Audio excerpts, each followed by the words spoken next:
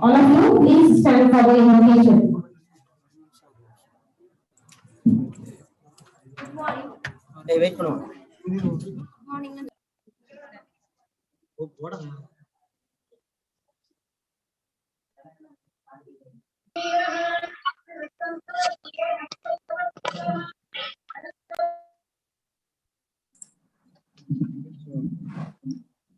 Almighty God, thank you for the beauty and majesty seen in your creation.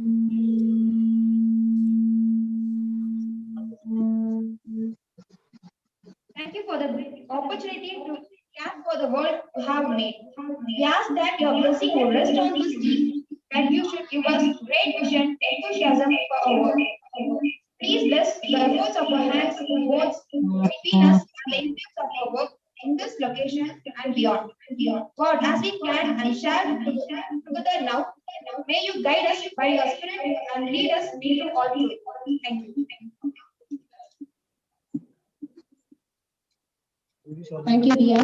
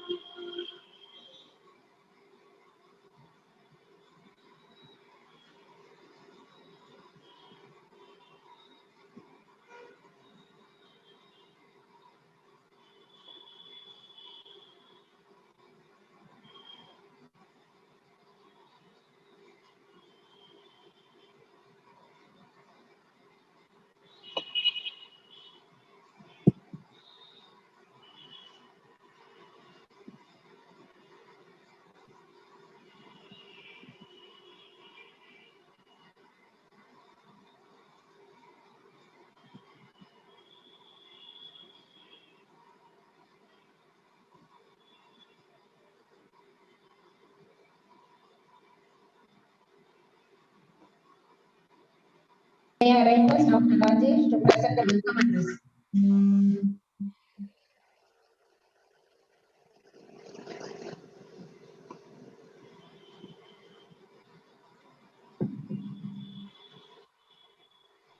A warm good morning to everyone.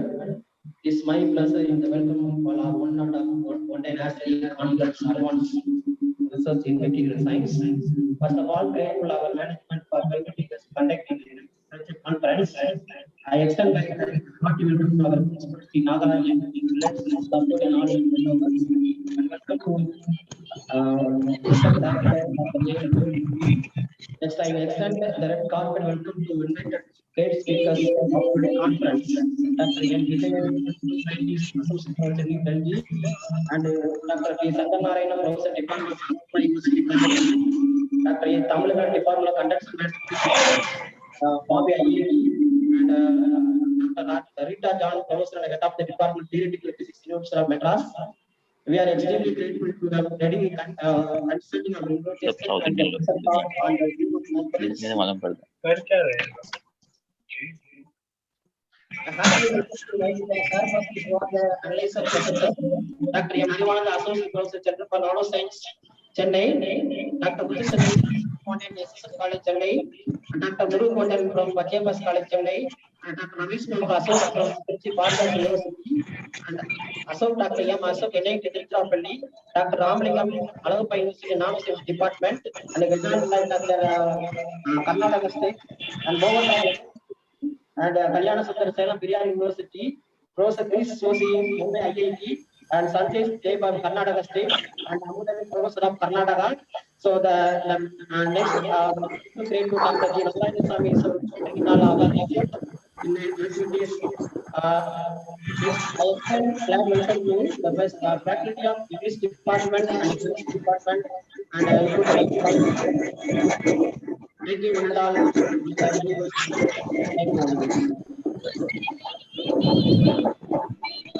you.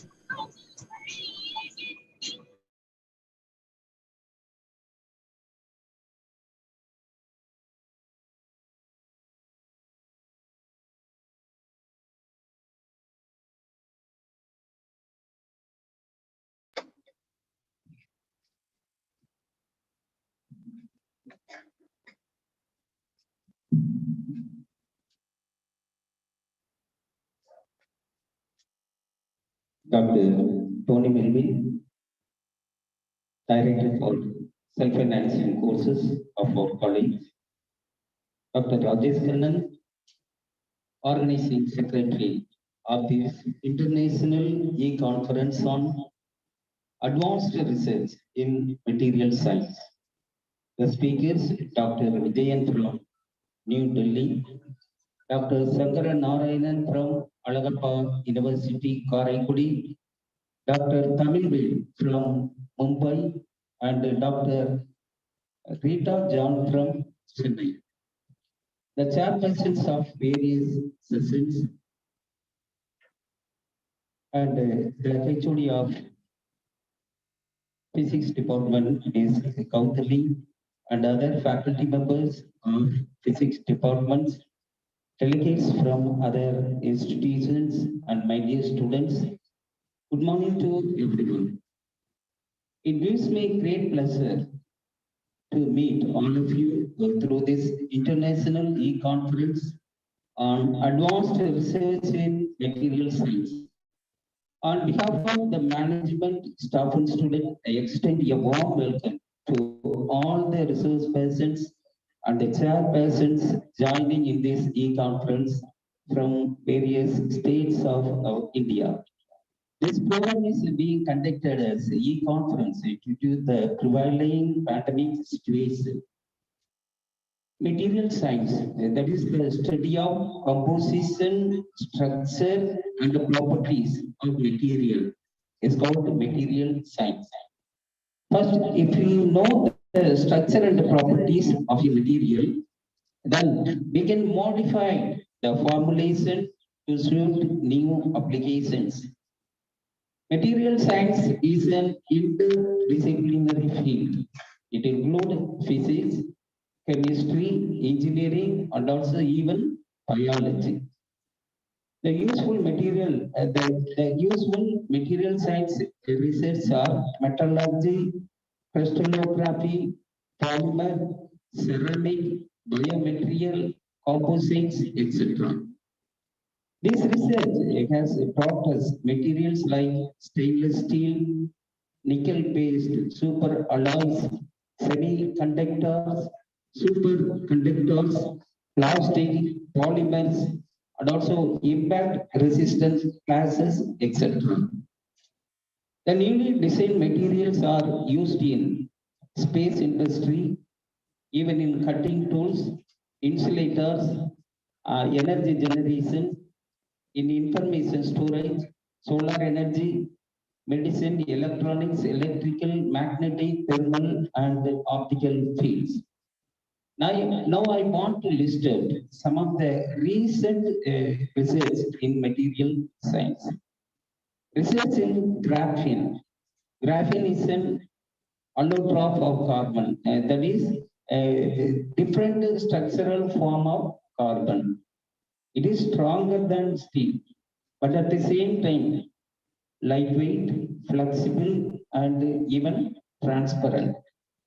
It is mainly used in medicine, energy, and the desalination process. Perovskite research, it is a calcium titanium oxide. It converts UV light and also visible light into electricity very efficiently. Then research in selective laser sintering. Here the laser is used as a power to sintering the powdered material. Now, important applications are manufacturing, aerospace hardware, military hardware, etc. Then meta material research. These are materials engineered with new properties, which is not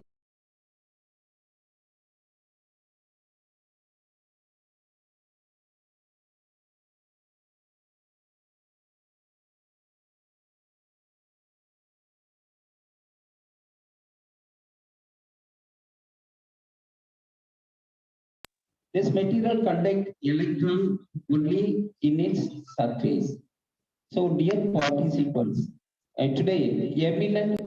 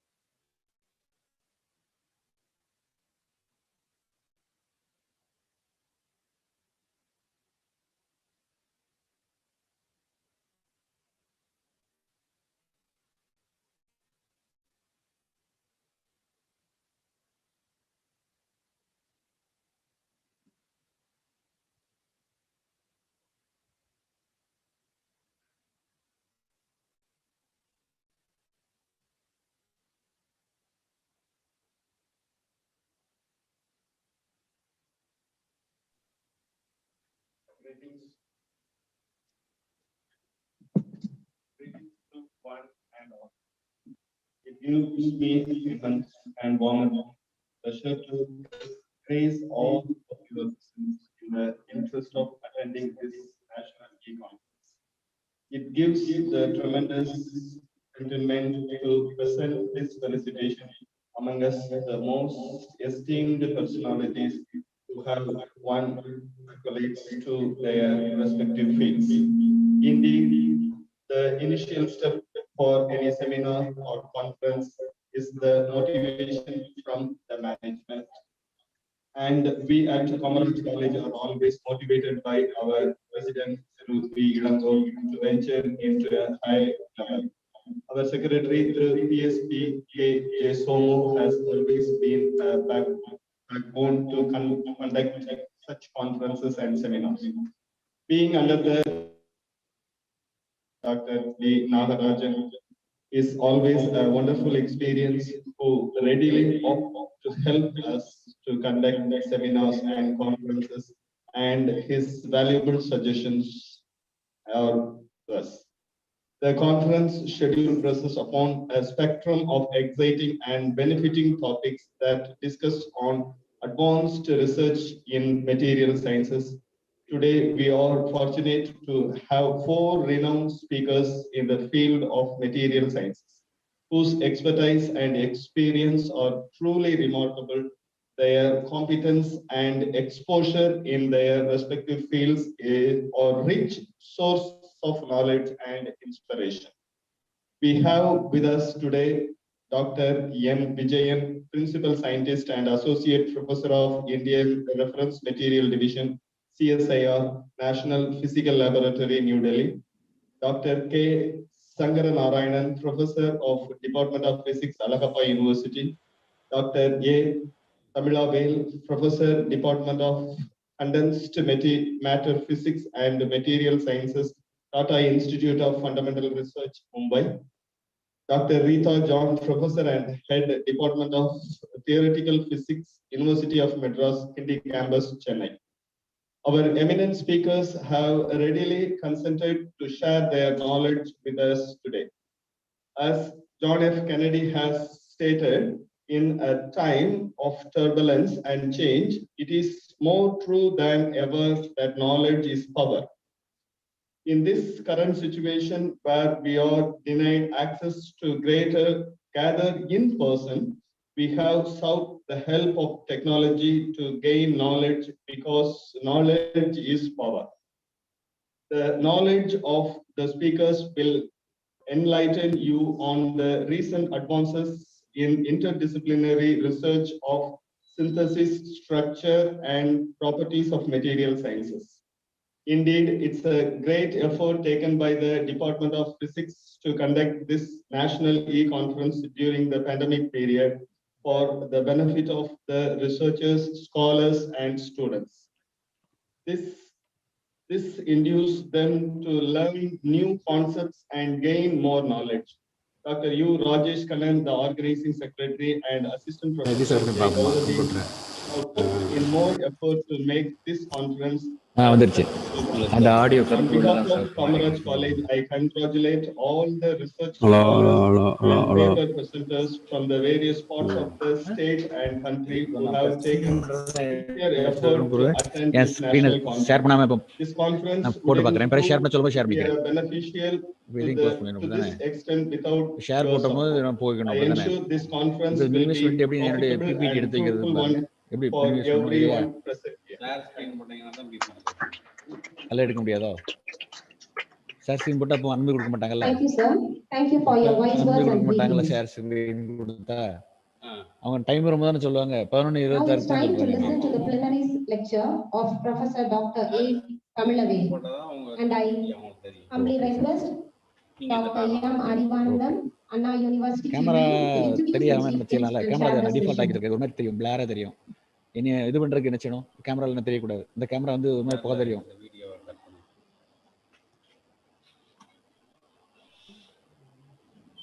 சரியா போயிட்டா?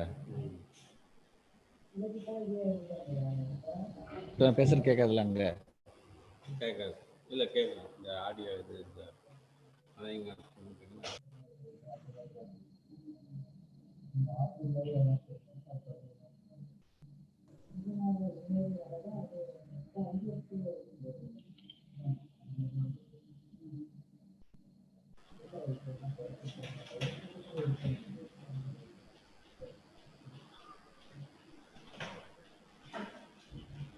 அவங்க video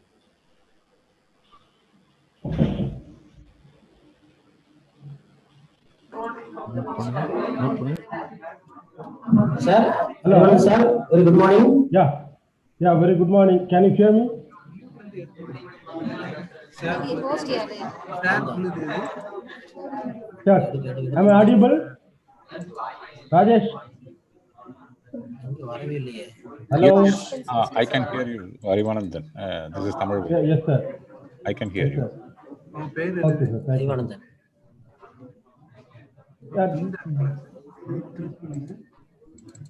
Dear participants, you please mute your mic.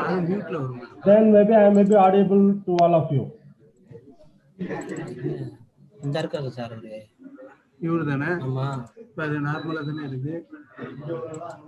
Yeah.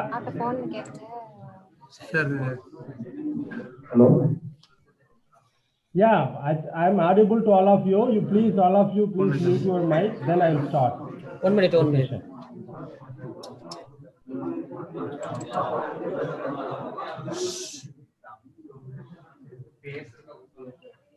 Sir, நான் லைன்ல தான் இருக்கிறேன். Okay sir 1 minute. தம்பி செல் எல்லாரும் of பண்ணிருக்கேண்ணா, தயவுசெய்து நெட்ல ஆன் பண்ணாதீங்கண்ணா. அவர் தான் மியூட்ல வச்சிருக்காரு, அவர் தான் எடுத்து. சார் ஓகே ஸ்டார்ட் பண்ணுங்க sir. Very good morning to all of you. And I'm glad to be here as a session chair for the first day of this. Sir, unmute பண்ணுங்க. Sir, mic unmute பண்ணுங்க. Hello, sir. Yeah, I have unmuted, but you can hear me. You please mute your mic, then you can hear me. இதுல போ இந்த மோர்ல போ. மோர்ல எடுப்பா. ஆமா. அதுல mute பண்ணிருக்காருல, அதுக்கு மியூட் பண்ணிருக்காரு. அன்மியூட் பண்ணி விடு. இப்ப மியூட்ல இருக்காரு. எடுத்து விடு. Okay sir. அதான் பிரின்சிபல் மீட்டிங் கேட்டேன் நான்.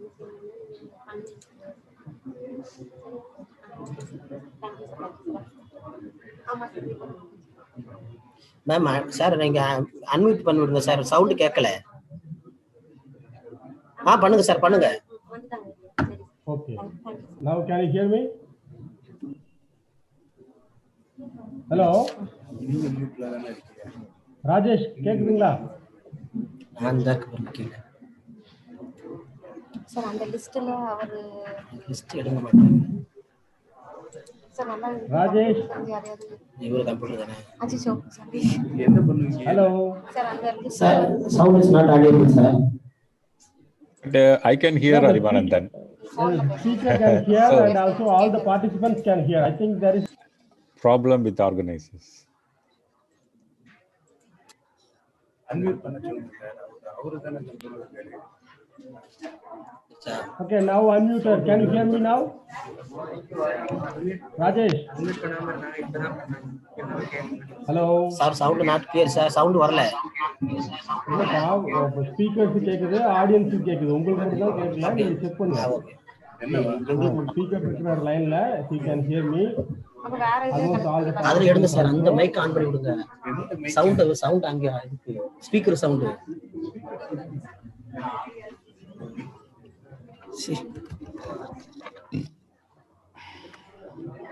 Shall I start? How about the participants? Please, any one of the participants, please reply me. Can you hear me? My audio is clear?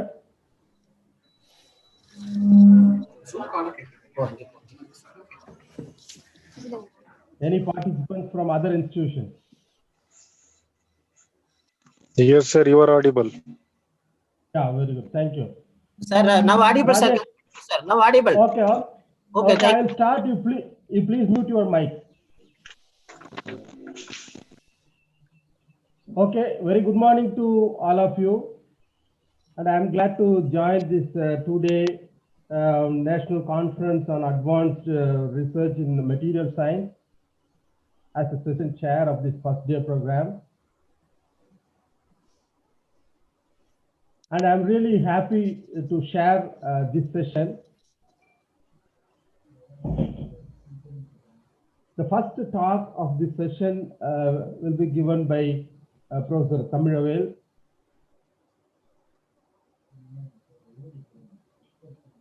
From TIFR. I know him for more than 15 years. But he has very long history with crystal growth activities at the TIFR, Japan, and Chennai. So before starting the lecture, I just give some brief introduction about him. It will be useful for young researchers, especially from rural area, because Prof. Tamilavel no need of no much introduction. But anyway, this kind of information will be useful for all of us, including me, because he is one of the great inspiration for all of us.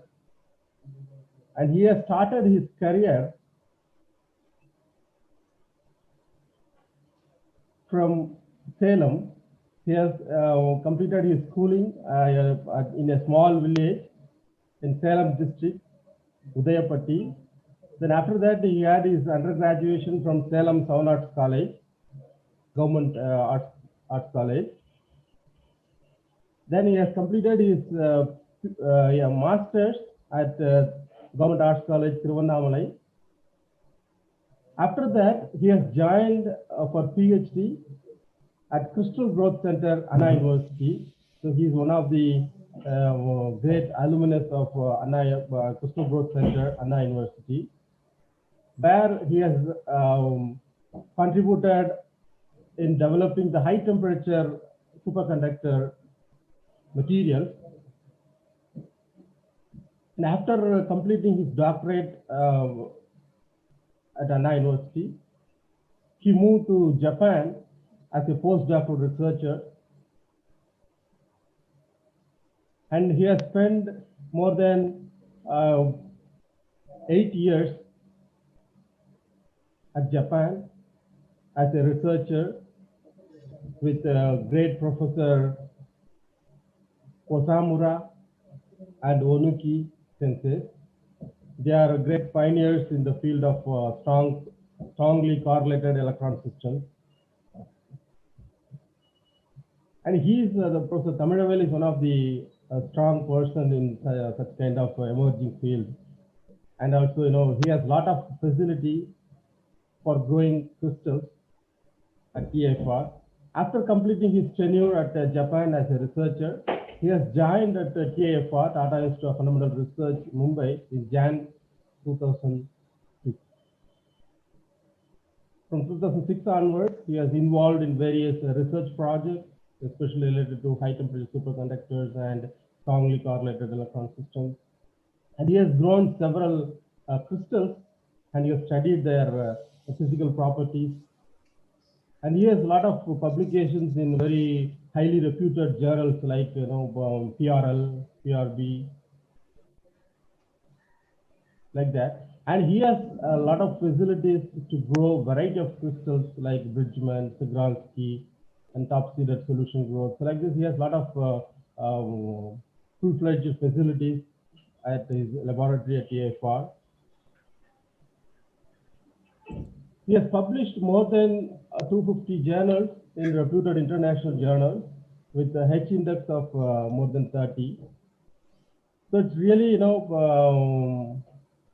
useful for us to hear his lecture. And all the participants, I'm sure that all of you will get benefited from his lecture and try to have more interaction at the end of his lecture. So let's hear from Professor Tamilavel. Sir, please. Thank you, Chairman, Dr. Arivanandam. It's indeed a great pleasure to be here. Let me start sharing my screen first. Okay. They should allow me to share my screen. Host disabled participant screen sharing. Sir, very good morning, sir. Good morning. Welcome to your nice presentation regarding this national conference.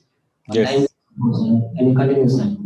But I can't share my screen because I'm not allowed to host disabled participant screen sharing. Please enable the screen sharing.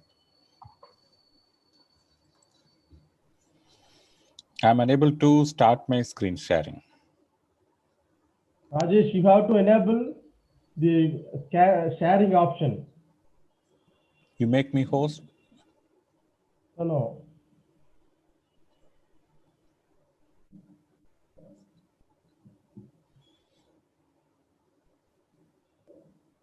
You make me co-host or something like that because I'm unable to share my screen.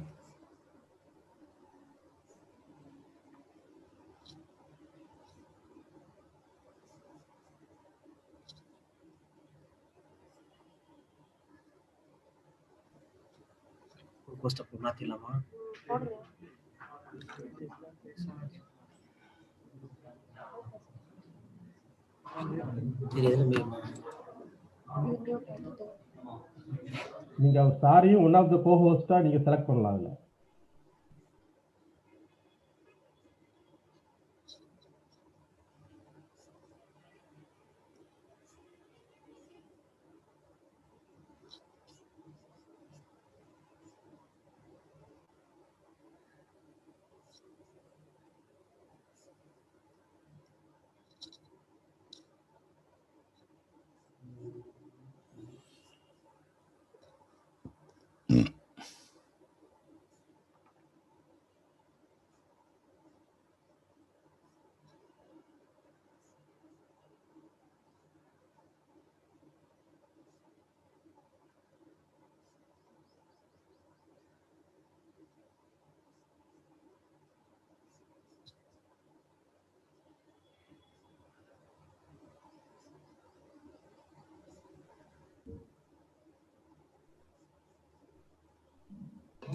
Rajesh?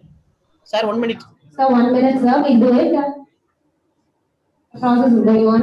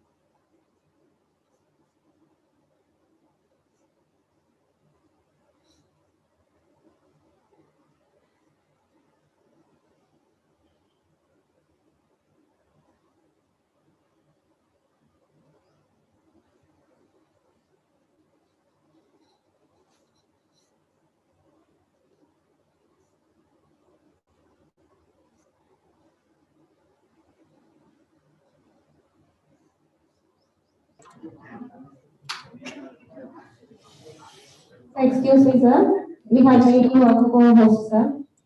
Okay.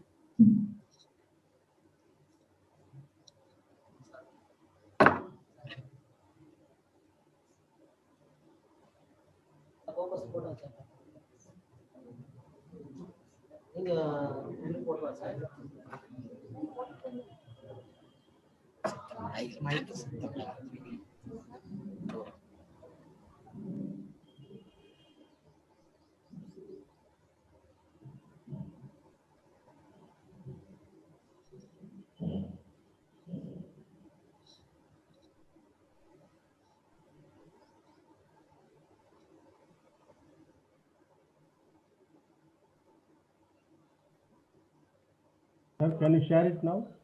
Yeah, let me try. Again, it says host disabled participant screen sharing. Rajesh?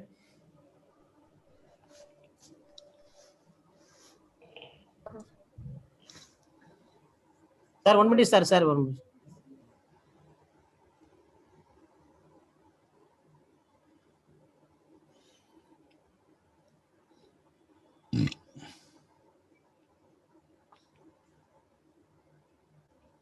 Yeah, now it's possible. I can do this.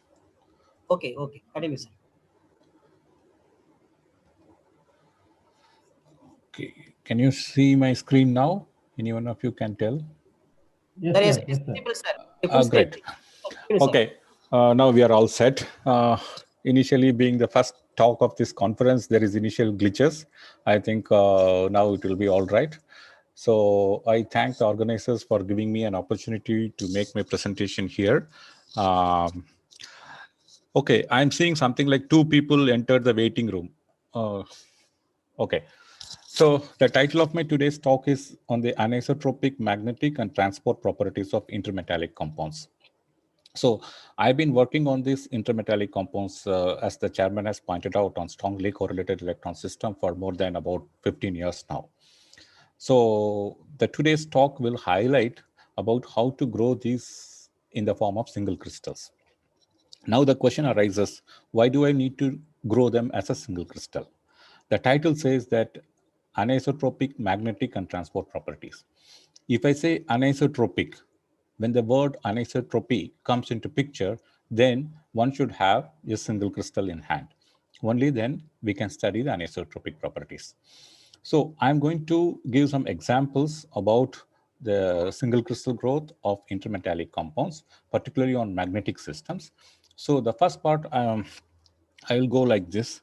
Before I go into my talk, I just wanted to let you know where I am from. Right now, I am in Salem, in Tamil Nadu. I'm sitting in my hometown.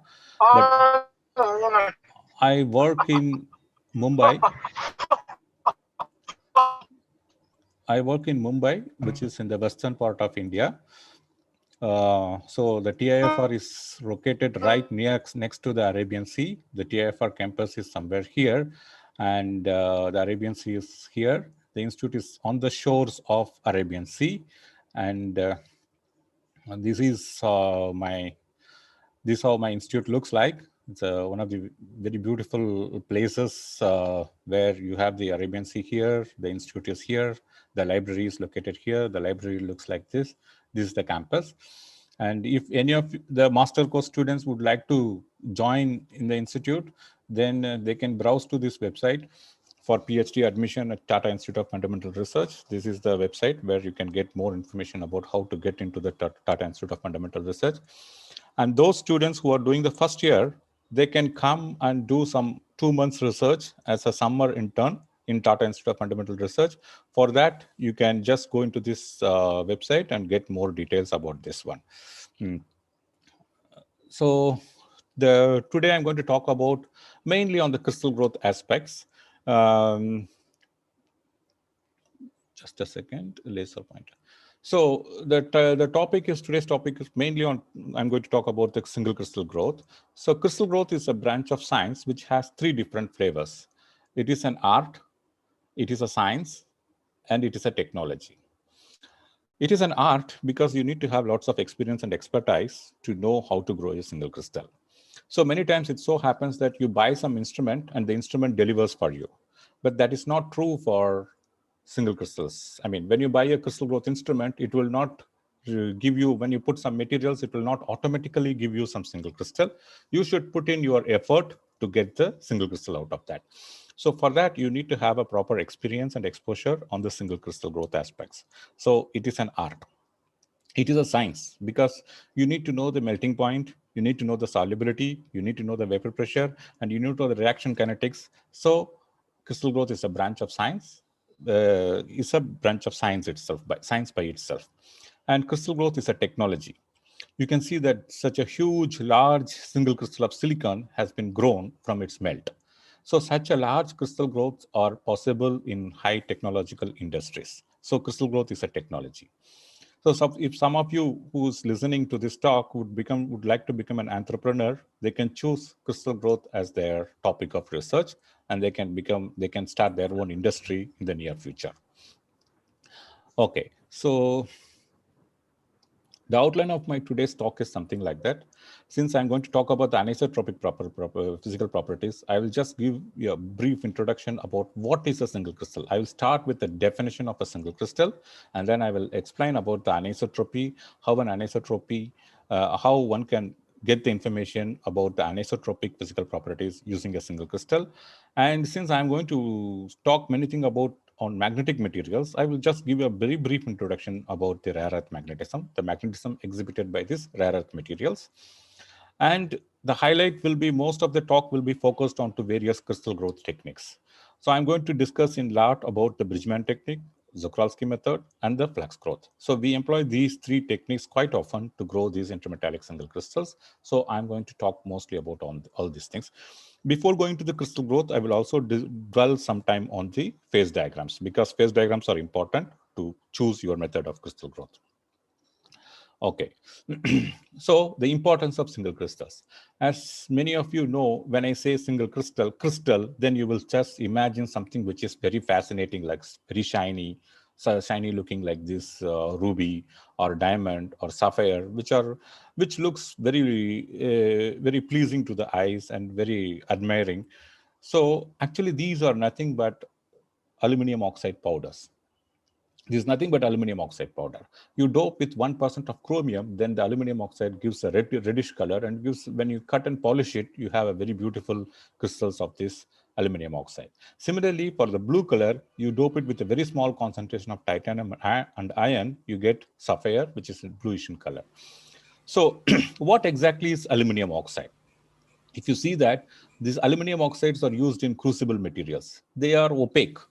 They are they don't look like this very shiny, because they are polycrystalline. If you make a single crystal of this aluminum oxide, they look very nice, very beautiful, something like this. The same aluminum oxide powder, when you grow them as a single crystal, you see there's such a kind of beautiful crystal structures, morphology, and all these things.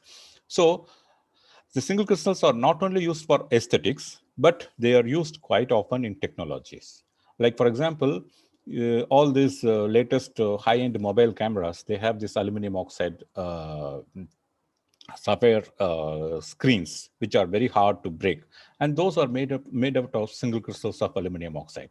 So to grow these aluminum oxide single crystals, they have employed huge furnaces like this, very huge furnaces, and they start with this aluminum oxide power material like this, starting material, and they get a large bowl of this aluminum oxide, and then they orient and cut the crystal along the crystallographic direction. Like this is, they have identified this direction as the C-axis and this plane as 001 plane for this aluminum oxide. And finally, they cut out of this mobile glass, which are very hard to break. So it is an industry by itself, and then crystals are used at various in various electronic devices. Like, for example, on all of these ICs, you have this semiconductors single crystals, particularly silicon or gallium arsenide or indium phosphide and these kind of things. And in second harmonic generations, like in lasers, people use the single crystals of laser materials, NLO materials. And in solar cells, you need to have large crystals because for the renewable energy sources, you need to have large single crystals crystals of silicon as a substrate material. So there is a lot of potential if you have an industry where you can make single crystals. Okay, so then there are not only these kind of technological advancement, even for scientific research, single crystals are very much important. For example, a few years ago, there was a particle accelerator experiment held in CERN where they accelerated two fast-moving particles, and the incident has been recorded using this kind of lead tungstate single crystals. These are lead tungstate single crystals grown by Zakrolsky method, 1 foot long, cut and polished. They have used something like 76,000 crystals as a detector for that event, which is where the particle collision has happened. So they have used something like 76,000 crystals of lead tungstate. So with that, having said a lot about these single crystals, let me start with the basic definition of a single crystal. What exactly is a single crystal? Some of the MSc students might have studied in their solid state physics textbook. When you open the first page of first chapter of your solid state physics textbook, you will see that it's all about the crystal structure. And you may read the definition of the single crystal, something like this. Single crystal is a homogeneous body consisting of three-dimensional periodic arrangement of atoms, ions, or molecules. But there is an alternate definition to a single crystal. What is that? Materials which produce diffraction spots are single crystalline. Not only that, see, it is a homogeneous body consists of three-dimensional periodic arrangement of atoms, ions, or molecules. When you have that kind of periodic arrangement in your crystal, then if you do any X-ray diffraction or electron diffraction, they will produce diffraction spots. Then the question comes, what is polycrystal? A polycrystal is nothing but a large number of tiny crystallites. When these single crystals, which are very large grains, if you consider them as a tiny crystallites and then put them together, then it is a polycrystal.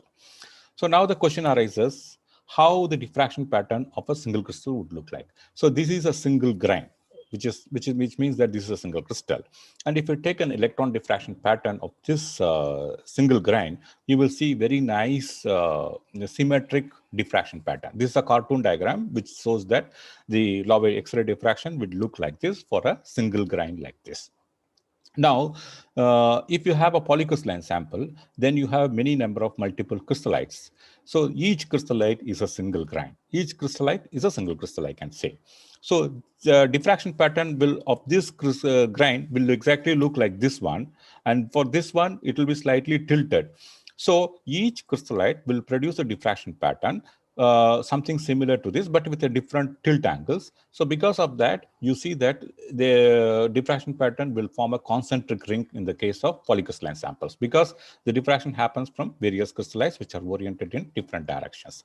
So in the case of polycrystal, if you do a X-ray diffraction or a transmission electron diffraction, you will see concentric rings. On the other hand, if you take a single crystal and do an electron diffraction, you will see this kind of nice symmetric pattern.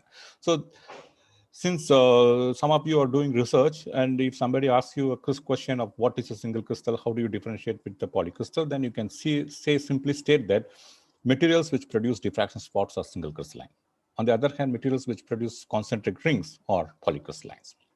Okay, so then the question is that of late there is one thing called quasi-crystal, which was the word was coined in the late 80s, where they have seen this symmetric diffraction pattern of 5-fold and higher folds, 5-fold, 7-fold, 8-fold, 9-fold. Those kind of higher fold symmetries are observed, where the diffraction spots are, you could see the diffraction spots. Because of the high fold symmetry, they are called as quasi-crystalline samples. Okay, so now let me give you an example about the anisotropy. So this is an electrical resistivity measured on a polycrystalline sample of cerium-2 nickel-3 germanium-5. The electrical resistivity at room temperature reached something close to 200 microohm centimeter. You can see that. And as you decrease the temperature, since these are metallic samples, the electrical resistivity decreases. And then below the magnetic ordering, at low temperatures, it stops more rapidly and reaches to a very low value. But this is the electrical resistivity of a polycrystalline sample. And this compound crystallizes in an orthorhombic crystal structure. When I say orthorhombic crystal structure, then you can imagine that it is A is not equal to B is not equal to C. So this gives the average of these principal directions. That means the electrical resistivity value is the average of these three principal directions. If you measure the electrical resistivity along A, B, and C directions and take out the average, then this is the average of this electrical resistivity of on a polycrystalline sample. If you consider a single crystal, if you grow the single crystal of cerium-2 nickel-3 germanium-5, and let us say that you measure the electrical resistivity along the A-axis, something like this. When you pass the current along the A-axis, then the electrical resistivity is something close to 325 microohm centimeter at room temperature, and then it decreases as you decrease the temperature. Now, you remove the electrical contact along this A direction and make the contact on the same sample along 010 direction. Then the electrical resistivity reaches a much smaller value, about of the order of 100 microohm centimeter. The same sample, when you pass the electrical current along the A-axis, your electrical resistivity something is here. Whereas if you pass the current along the B-axis, the electrical resistivity is this one. And similarly, if you pass the electrical current and measure the electrical resistance of this one, then its electrical resistivity is something like this. So this gives the directional dependent properties. The directional dependent property is nothing but the anisotropy.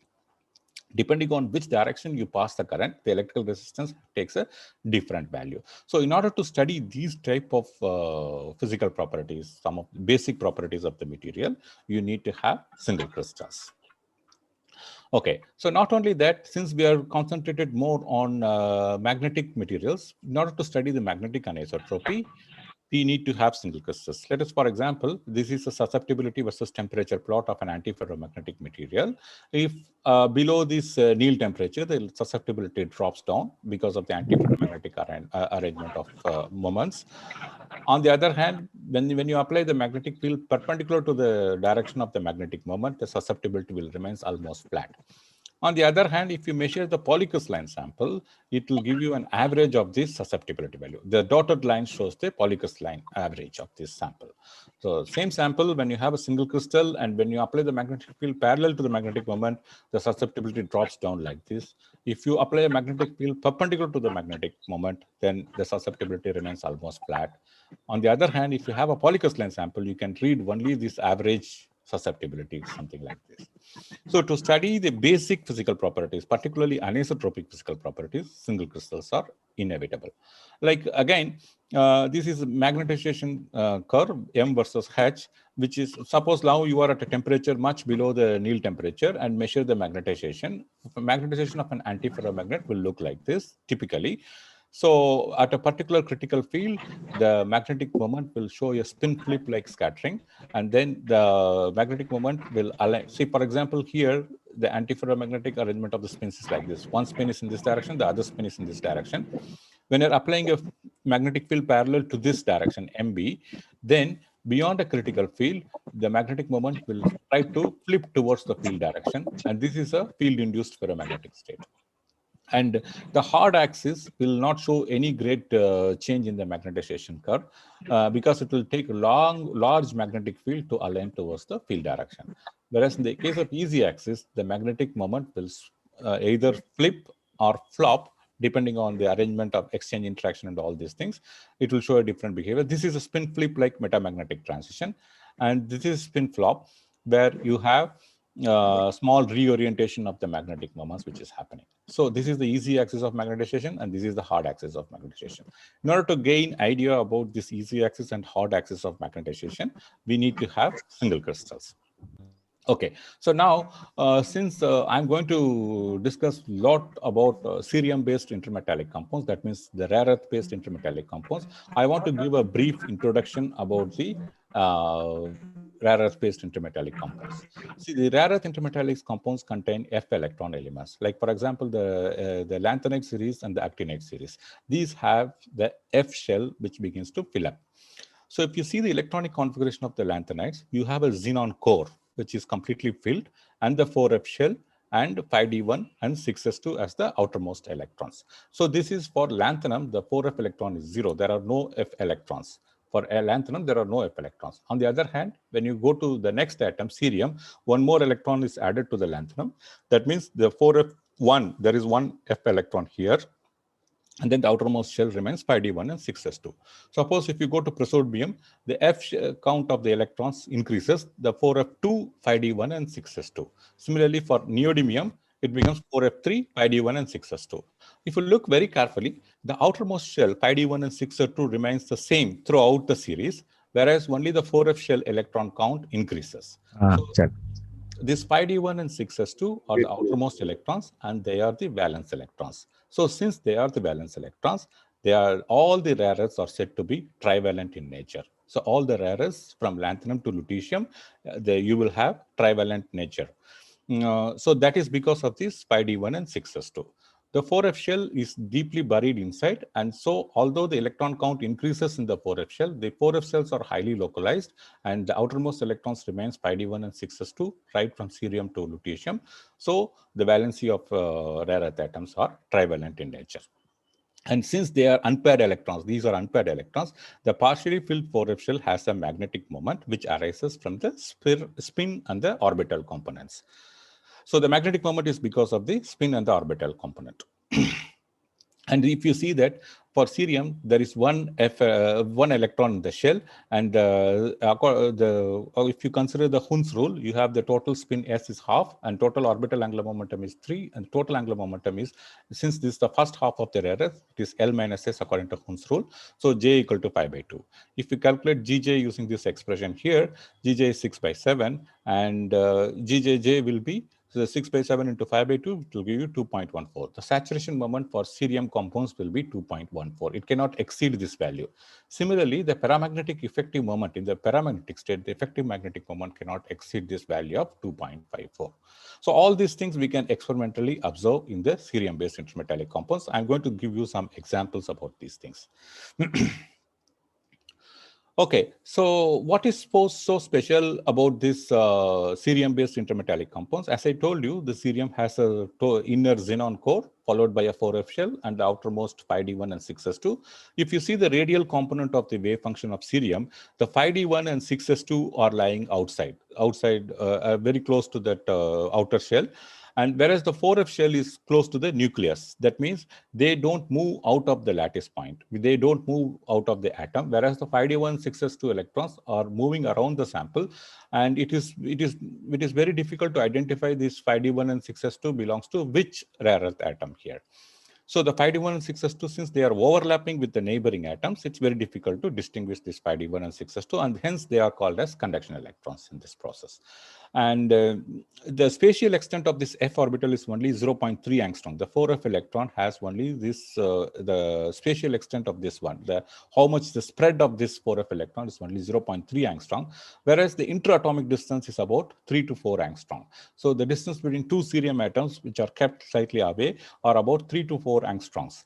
So the interaction between two cerium atoms is very unlikely. So they cannot, the two F electrons of the cerium atom cannot interact directly. So then how this magnetic ordering in cerium compounds happens? That is explained based on the Archiqueva interaction. That means the Ruderman-Kittel-Kasuya interaction. So this is one F electron sitting at a place, and this is another F electron sitting at a far off place, roughly of the order of 4 to 5 angstrom away. And the interaction between this F electron and this F electron is mediated by means of these conduction electrons. These conduction electrons gets polarized by these F electron, and this polarization information is passed on to this next F electron. And depending on the strength of the polarization, you have either ferromagnetic or an antiferromagnetic arrangement of atoms, arrangement of magnetic moments. So if the strength is positive, then you have a ferromagnetic moment. If the strength is negative, then you have an antiferromagnetic moment. And the strength decreases as you increase the distance between two F electrons. And this is oscillatory in nature, and it is damped. So depending on this distance between these two F electrons, then you have different kind of magnetic arrangement. And this is given by this expression, this Hamiltonian, which is given by the exchange interaction of the conduction electron and F electron, and the localized spin and the conduction electron spin. Okay, so next is the other effect which is always seen in the case of rare earth based, particularly on cerium based compounds, is the Kondo effect. So the Kondo effect, if one can explain like this: at very high temperature, above the Kondo temperature, the conduction electron and the F electron, they weakly interact. It means they don't interact at all. But at a temperature with very close to the Kondo temperature, these conduction electron and F electron, they weakly interact, and then the conduction electrons and get scattered by means of this local moment. And below a certain temperature, the Kondo temperature, the conduction electrons forms a cloud, charge cloud around the localized moment. So when this happens, the other F electrons sitting here cannot interact with these two, with the other cerium-based localized F electron. So when this happens, there will not be any magnetic ordering. So the Kondo effect will lead to a non-magnetic ground state, whereas the RKKV interaction leads to a magnetic ground state. So the consequences of this Kondo effect is typically seen in various experiments, like in electrical resistivity, it diverges logarithmically at low temperatures, and the magnetization which falls below the free ion value. So these are the consequences of Kondo effect. I will explain to you when I discuss about the magnetic properties of some cerium compounds in due course of time. So next is, there is these RKKV interaction and the Kondo effect always competes with each other. That means you see that this is the curve for the expression for the Kondo temperature is given by this one, which increases, which changes exponentially. And you can see that the RKKV interaction follows this top curve. And the Kondo effect is represented by this expression, the quadratic expression. And you can see that the Kondo effect is plotted by this curve. So whenever the RKKV interaction is dominant, here it is RKKV is dominant, you see a magnetism. And beyond this point, when the Kondo effect is dominant, you don't have any magnetic ordering here. So the RKKV interaction favors magnetism, while Kondo effect does not favor magnetism. So at one point, this the x-axis is given by this strength of this exchange interaction, which can be either magnetic field or doping or pressure, something like that. So this the exchange interaction can be tuned by this doping, pressure, or magnetic field. So beyond at a particular point of this JCF, you can see that the RKKV interaction and Kondo effect compete with each other. At this point, you just have this quantum critical point, because the magnetic and non-magnetic ground state coexist here, and essentially you have a non-magnetic ground state with a very interesting physical properties, and that is why this is called a quantum critical point. At quantum critical point, lots of interesting physics is happening, and people have explored this quantum critical point and many cerium-based intermetallic compounds. So like, for example, they have grown this cerium indium-3 and cerium rhodium indium-5 in single crystal, and they have applied pressure, and they have tuned the magnetic antiferromagnetic Néel temperature here, and at certain pressure range, they can see superconductivity at very low temperatures. So this is for cerium indium-3, and for cerium rhodium indium-5 also, they see that the Néel temperature can be decreased, and they can see superconductivity up to a wide pressure range. Similarly, there are many such examples. One of the interesting things is that all these pressure-tuned superconductivity is seen only on single crystalline samples. So the crystal growth is very, very important. If you have a single crystal, you can do these kind of highly sophisticated experiments like this, and you can see superconductivity at very low temperature. And this appearance of superconductivity by destroying the magnetic ordering and seeing this superconductivity at low temperature will be useful to understand the mechanism of superconductivity, so that one can design some material which can be used in high temperature superconductivity applications. See, like for example, in all these cases, the samples order antiferromagnetically at around 10 Kelvin, and here it is about of the order of around 4 Kelvin. And all these compounds can be tuned to quantum criticality, and we can see the superconductivity in all of these samples, in these samples. But all of them should be on a single crystalline sample. Okay, now let me come back to our main hot topic of today's talk. That means how to grow this single crystal. There are various methods to grow the single crystals. Like for example, you can grow single crystals by solution growth, by growth from vapor, growth from melt growth, from solid state growth. Inside solution growth, you have various techniques. Of course, this slide, you can see it in any crystal growth book. Like for example, solution growth can be grown from aqueous solution growth, molten metal solution growth, gel growth, and organic solution growth. Organic compounds can be easily dissolved in some organic solvent. If you have a petri dish and some organic solvent, then you can grow these organic materials very easily. And there is one special technique called electrocrystallization, where you can put your electrodes in a bath, and then you apply two different polarity of current. Then you can see this compounds crystallizing on the plates of these electrodes, and this is called electrocrystallization. And in melt growth, you have a variety of techniques. Like one of the oldest technique of this melt growth is Verneuil technique. which is very rarely used these days. But way back in 1980s, when in our Crystal Growth Center in Anna University, people have grown a lot of crystals using this, particularly this aluminum oxide crystals using this Bernoulli technique. And Zuchrowski technique, as you know, it is one of the most widely used techniques which are used in technological applications. I'm going to tell a story about this Zuchrowski when I discuss about the Zuchrowski technique.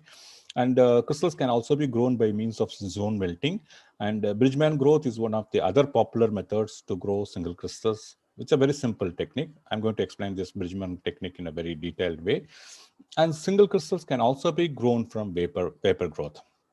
Like, for example, you have physical vapor deposition where the material which sublimes upon heating. Like for example, if you heat sulfur at 100 degrees centigrade, it just goes into vapor form. This is called sublimation. And those materials which sublime at relatively low temperatures can be grown by means of vapor transport. And sometimes you can use a chemical transporting agent like iodine or bromine or tellurium tetrachloride, or these kind of vapor pressure materials can be used as a transporting agent to grow some of these single crystals. And the other thing is chemical vapor deposition. You keep a substrate at other temperature, and then you heat the source materials. And sometimes these materials which are kept at the source point goes there and gets deposited on the substrate. So this is called chemical vapor deposition. So all this method constitutes this growth from vapor. Some of the materials, because of the complicated phase diagram, they cannot be grown by single crystals by any of these methods. So one of the ways to grow those things is called solid state growth or solid state recrystallization. So this can be, excuse me. So these can be grown by extended period of annealing. You just take it to the very close to the melting point of that or dissociating point of that sample and keep it there for an extended period for about 3 months, 3 to 6 months. Then you will see a large grains which is growing because of this grain growth. And the entire bowl will not be a single crystal, but you can get a reasonably large size single crystals there. And so this is the solid state growth. So today I'm going to give you some idea about how to grow a single crystal. So before we go into the details of the crystal growth, I wanted to give you a brief introduction to these phase diagrams. So if you want to choose the method of crystal growth, you need to know the phase diagram of the material which you are trying to grow. So phase diagrams are nothing but like in maps, how we see the regions of solid and liquid. Phase diagram also gives the information about the regions of liquid and solid. Let me tell you some more examples about the phase diagram. So this is the binary phase diagram of an example of a complete solid solution. This is a cartoon diagram. So let us say that there is a material A, which crystallizes in a particular type of crystal structure, and you have material B, which also crystallizes in the same crystal structure. And if you replace A and B with any amount of A or B, then the crystal structure remains the same. That means in the unit cell, the atom A can be replaced by B, or the atom B can be replaced by A to any extent. So this type of phase diagram is called solid solution. So this is called a complete solid solution. That means you can replace A with any amount of B without any change in crystal structure. So above this liquid, above this curve, everything is in liquid. Inside this curve, you have alpha plus liquid. So alpha is around this region, and beta will be this somewhere here in this region. So this is a complete solid solution. So the lattice parameter of alpha also varies continuously from that of pure A to B. That means the lattice parameter can change, but the crystal structure will remain the same. That is called the example of complete solid solution. Okay. So now, if you want to know a particular composition of how much is the concentration of liquid and how much is the concentration of solid present at a given concentration C0, you can use this expression to find out, because inside this region, you have regions of solid plus liquid. If you want to know how much is the percentage of solid that is present, you can use this expression C2 minus Z0 divided by C2 minus C1. This, using that lever rule, you can find out the exact composition of liquid or exact volume fraction or exact fraction of the liquid. Okay. So this is again a real life example of silicon and germanium. That means silicon and germanium forms a complete solid solution here. So that means you can replace silicon with any amount of germanium, or you can replace germanium with any amount of silicon. That's the point here. The crystal structure remains the same. On the other hand, you have if you look into the phase diagram of silicon and carbon, you see that your new compound is formed for a particular composition of silicon and carbon like this. This is at silicon, which dissociates at around 2545 degrees centigrade. So this is the example of a complete solid solution. This is a complete binary phase diagram, I would say. This is the silicon carbide which dissociates at 2500 degrees centigrade. Okay, so now if you look into this, you need to know some terminology with regards to the phase diagram. Suppose, for example, if you say that eutectic composition, which is useful for high temperature solution growth, it may be necessary to know about the eutectic composition. Eutectic means the lowest melting point. Like for example, if you see that gold melts at 1064 degrees centigrade and silicon, it melts at 1400 degrees centigrade. When you take gold and silicon in a particular composition, the melting point comes down to 363 degrees centigrade. So such a huge change in the temperature. So this point is called the eutectic point. So this gold silicon eutectic composition is widely used in many of the semiconductor industry because of its ohmic contact. It gives a very good ohmic contact for semiconductor materials. So it is used as this alloy of gold and silicon and gold and germanium are used as ohmic contacts in semiconductor industry. And this phase diagram of silver and neodymium gives various information about the binary phase diagram. Like for example, in this region of where it is marked L, it is completely homogeneous liquid. And this is the point for 50-50 composition of silver and neodymium. It forms a compound. And in this region, you have liquid plus solid. The solid will be of this composition. The liquid will be of this eutectic composition. So in this region, you have liquid plus solid. That's the point. And this around here, in the case of Ag2ND, it dissociates at around 825 degrees centigrade. So this is a very good example for incongruent melting. So this is congruent melting, where the phase remains, the liquid and the solid will have the same composition, whereas in this case, the liquid and the solid will have multiple compositions. That's why this is called incongruent melting. And this is the eutectic temperature, which means the lowest melting point. And this is the region, in this region, everything is completely solid. So this is two-phase solid region. So all this information is available from this single phase diagram of silver and neodymium. Just to give you some more examples about congruent melting point, you can see that if you take calcium and silver in the ratio of 50-50, then you can grow that crystal directly from the melt. Similarly, calcium 2, silver 7 also melts congruently. There are other regions which are not congruently melting. For example, this is an incongruent melting compound. So I will give you some more example for incongruent melting. This is gold and cerium. So cerium to gold, it dissociates above 665 degrees centigrade.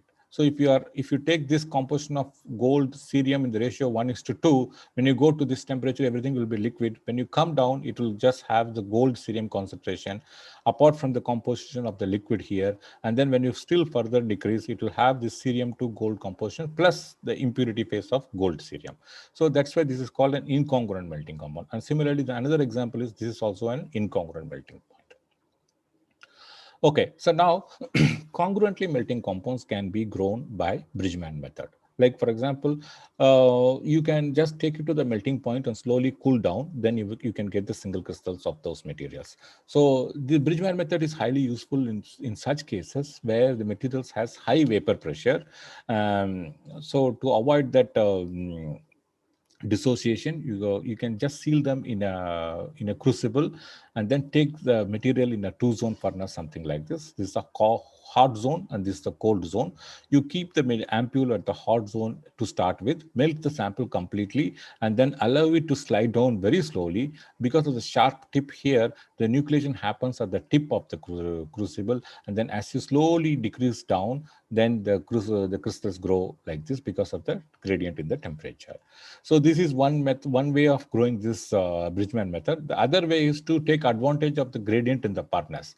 So that means when you decrease the temperature in the furnace, the tip of this crucible will solidify, will experience a low melting point first, then this material above that, above this one.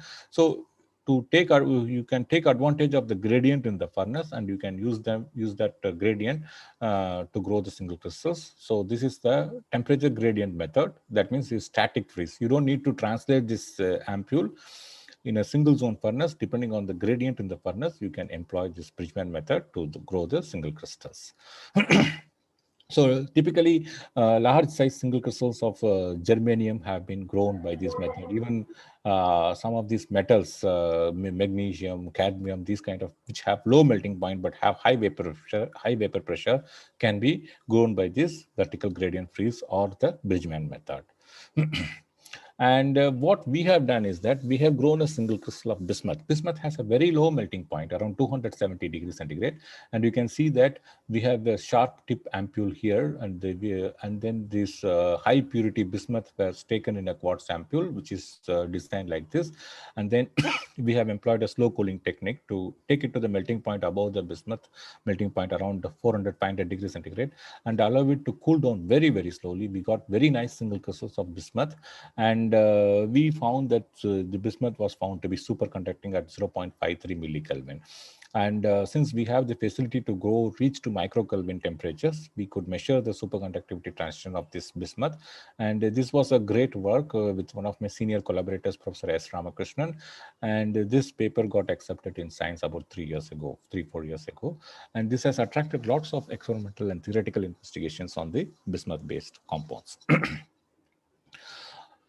Okay, so now what we have done is that we have also grown the single crystals of cerium magnesium 3. As I told you, to start with, first we explore the phase diagram of this material. Like for example, when I looked into the phase diagram of cerium and magnesium, I found that cerium magnesium melts at around 800 degrees centigrade. This cerium magnesium 3 is melting at around 800 degrees centigrade. So we can grow this crystal by Czochralski method or Bridgman method.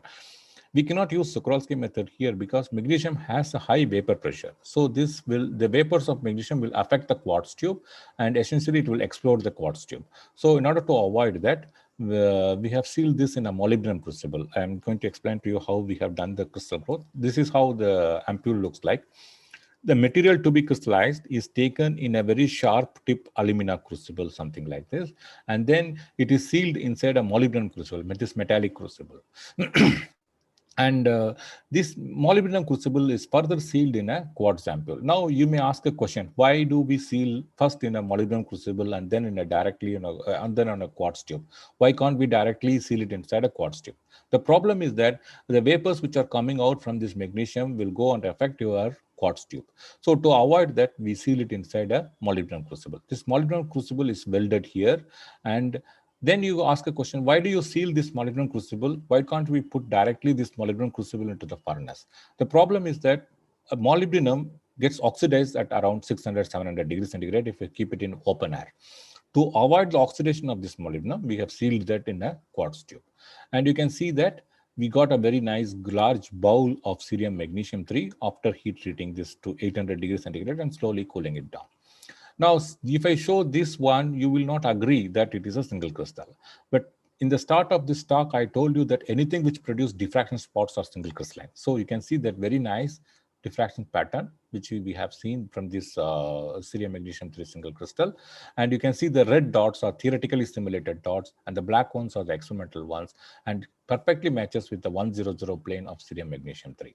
And once we have identified the crystallographic plane, we cut the crystal along the crystallographic direction, and then we have measured the various magnetic properties of these materials, and it was published long back. You can, if you want to know more about this material, you can refer to our paper on this one in Physical Review B.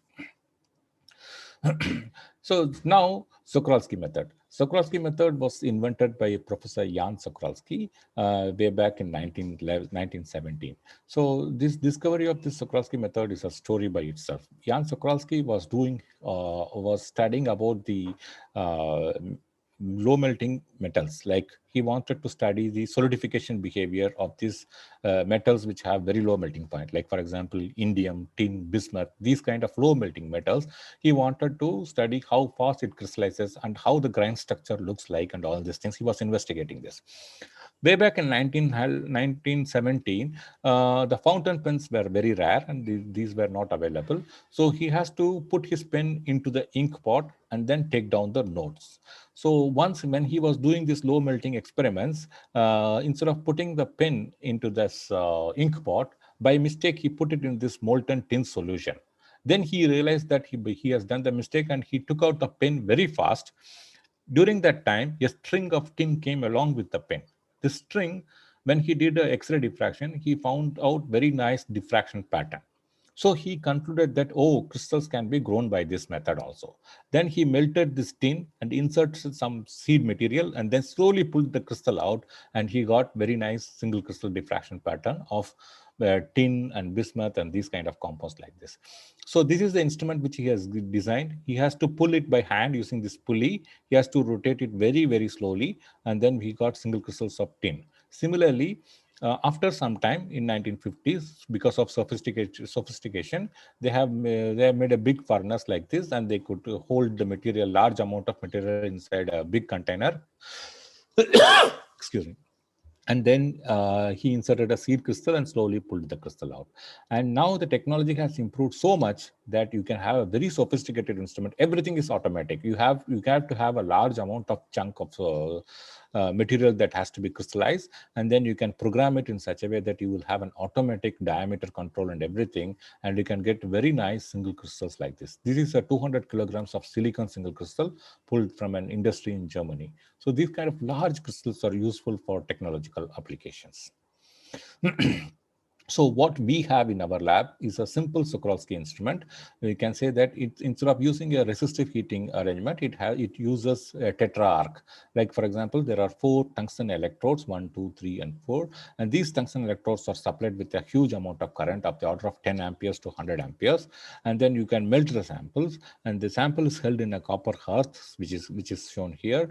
And the copper hearth is cooled by means of water circulation like this. And you can see that once a sample is molten by means of this electric arc, you just insert a seed crystal and slowly pull the crystal out of the melt. And this is how the picture looks like during the crystal growth. And this is a side view, and this is from the top view. So since this is a Sokolsky crystal, if you don't have a single crystalline seed, you can have select a single crystal by means of necking. Like for example, when the sample is in molten form, when you insert a polycrystalline seed, you will have large grains which is growing here. And you just do your necking so that you allow only one large grain to grow into a single crystal. By means of this necking, you allow only one grain to grow into a crystal, and you can have a perfect single crystal. And in most of the cases, we work with in metallic samples. So the crystal pulling speed is normally, we keep it at the rate of 10 to 15 mm per hour. And this is the Sokolsky growth of a compound which we have grown, lutetium-5, iridium-4, silicon-10. This is a polycrystalline sample. This is the necking process, and we have got a large single crystal here.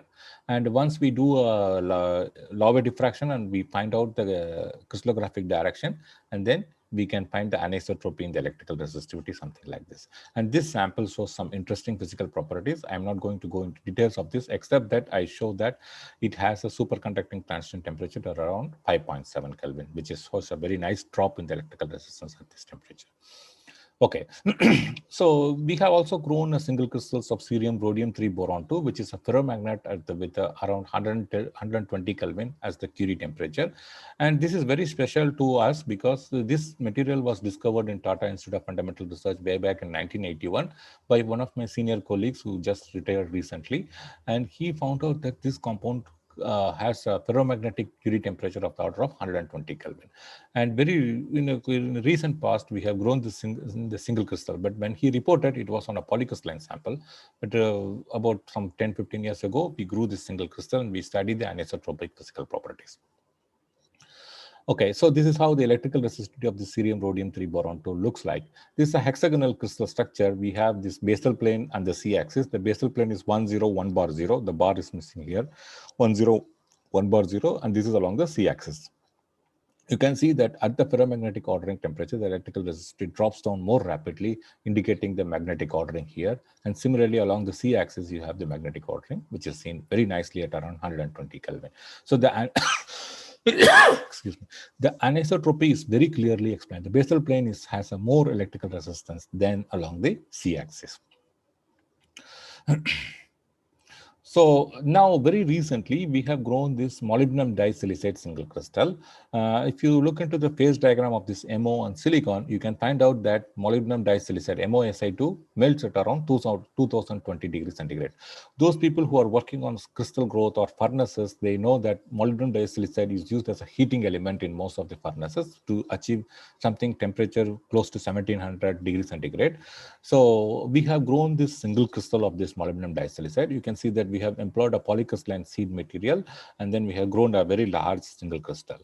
So if I show that this is a single crystal, again, I am sure that you will not accept that this is a single crystal, but these two diagrams clearly tells that this is a textbook like definite example for the Laue diffraction pattern of a tetragonal system along the A-axis and along the, this is along the A-axis and this is along the C-axis.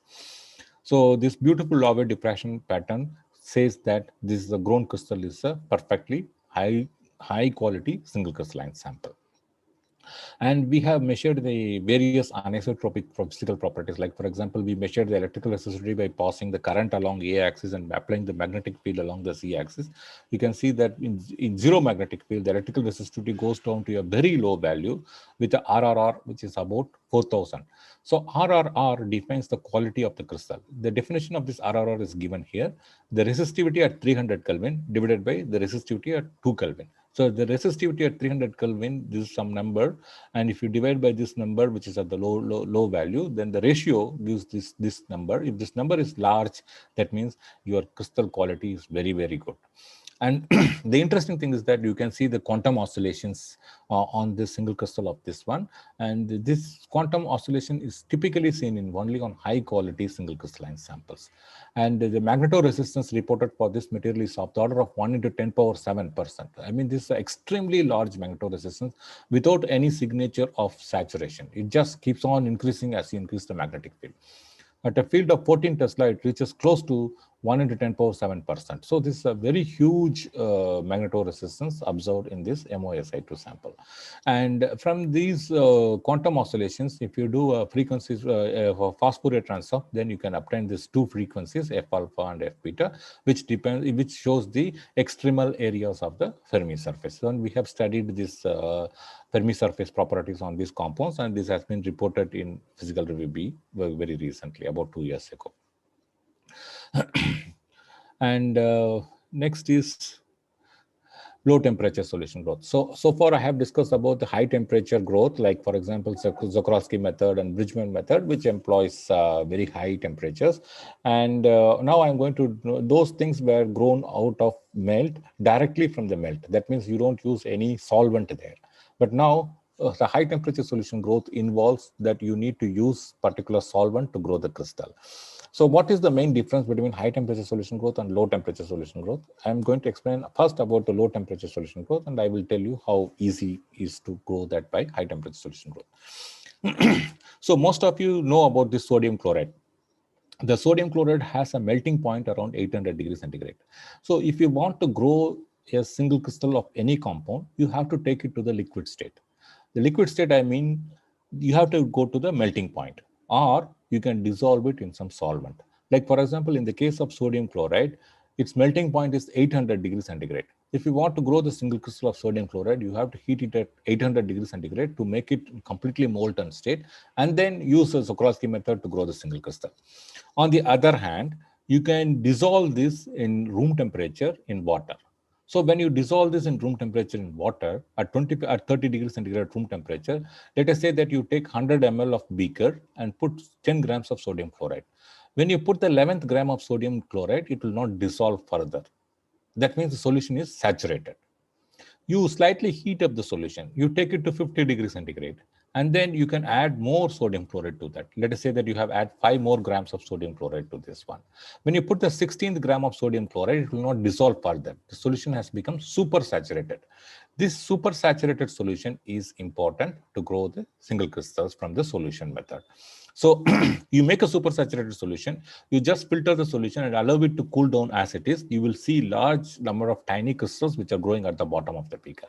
You take one of these crystals and tie them in a thread and suspend it in a super saturated solution. You will see that the crystal grows in a large extent. So this is the simple, in a very simple way to explain the low temperature solution growth. So what happens in the case of high temperature? So these are some of the crystals that have been grown using a low temperature solution growth method, particularly non-linear optical crystals, second harmonic generation crystals, which are water soluble. They are grown in large size in the low temperature solution growth. But one of the difficulties with high temperature is that you can't use beakers or water to grow this crystal. Particularly when we say metallic systems, you cannot grow any metal by dissolving it in some solvent. So essentially the metals dissolve in other metals. So you have to dissolve the metals in other low temperature, low melting point metals to grow them as a single crystal. So this is called high temperature solution growth. You dissolve the material at a relatively high temperature in some solvent, and then you can grow them as a single crystal. Incongruently melting compounds can be grown by this method. That means those materials which dissociate before its melting point, then you can grow them as single crystal by dissolving it in some solvent. So this is an example of some material, erbium-3 rhodium-4 tin-13, which we have grown tin as a flux. Because tin has a low melting point, we have used this as a flux to grow this single crystal. And this is again another variety of this material from this compound, and we have grown the single crystals of this one. So unlike the case of low temperature solution growth, where we can grow the single crystals using beaker and water, here we cannot use beaker because of the high temperature nature of this melting, because this has to be grown at relatively high temperature. So we use aluminum oxide as a crucible material. Since we are working with metallic samples, metals do not react with oxides, so we use aluminum oxide crucibles. On the other hand, if you want to grow oxide crystals, you use platinum metal as a crucible material because of the fact that oxides and metals, they don't react with each other. So if you want to grow metallic crystals, you use oxide crucible. If you want to grow oxide crucibles, you use metallic crucible. So that is the point. And these are the various properties of the solvents. The solvents should have a low melting point, high solubility, low reactivity. These things are available in any kind of textbook which describes about the high temperature solution growth or the flux growth. And for intermetallic samples, typically the metals that have low melting point. So for example, these metals which are marked by these red boxes have low melting point, and you can use these low melting metals as solvents to grow variety of single crystals. So if you want to grow cerium antimony 2, you can use, this is a cerium antimony 2 phase. As I told you already, in this region, you will have solid of this cerium antimony 2 plus liquid of this antimony. So it is very easy to grow the single crystals of cerium antimony 2 just by taking antimony in excess quantity. And you just cool down in this region from the temperature around 1000 degrees to the low temperature around 650, just above the melting point of antimony. You can get very nice single crystals of cerium antimony 2. And we have grown this single crystals of cerium silver to germanium 2 by taking advantage of this eutectic composition.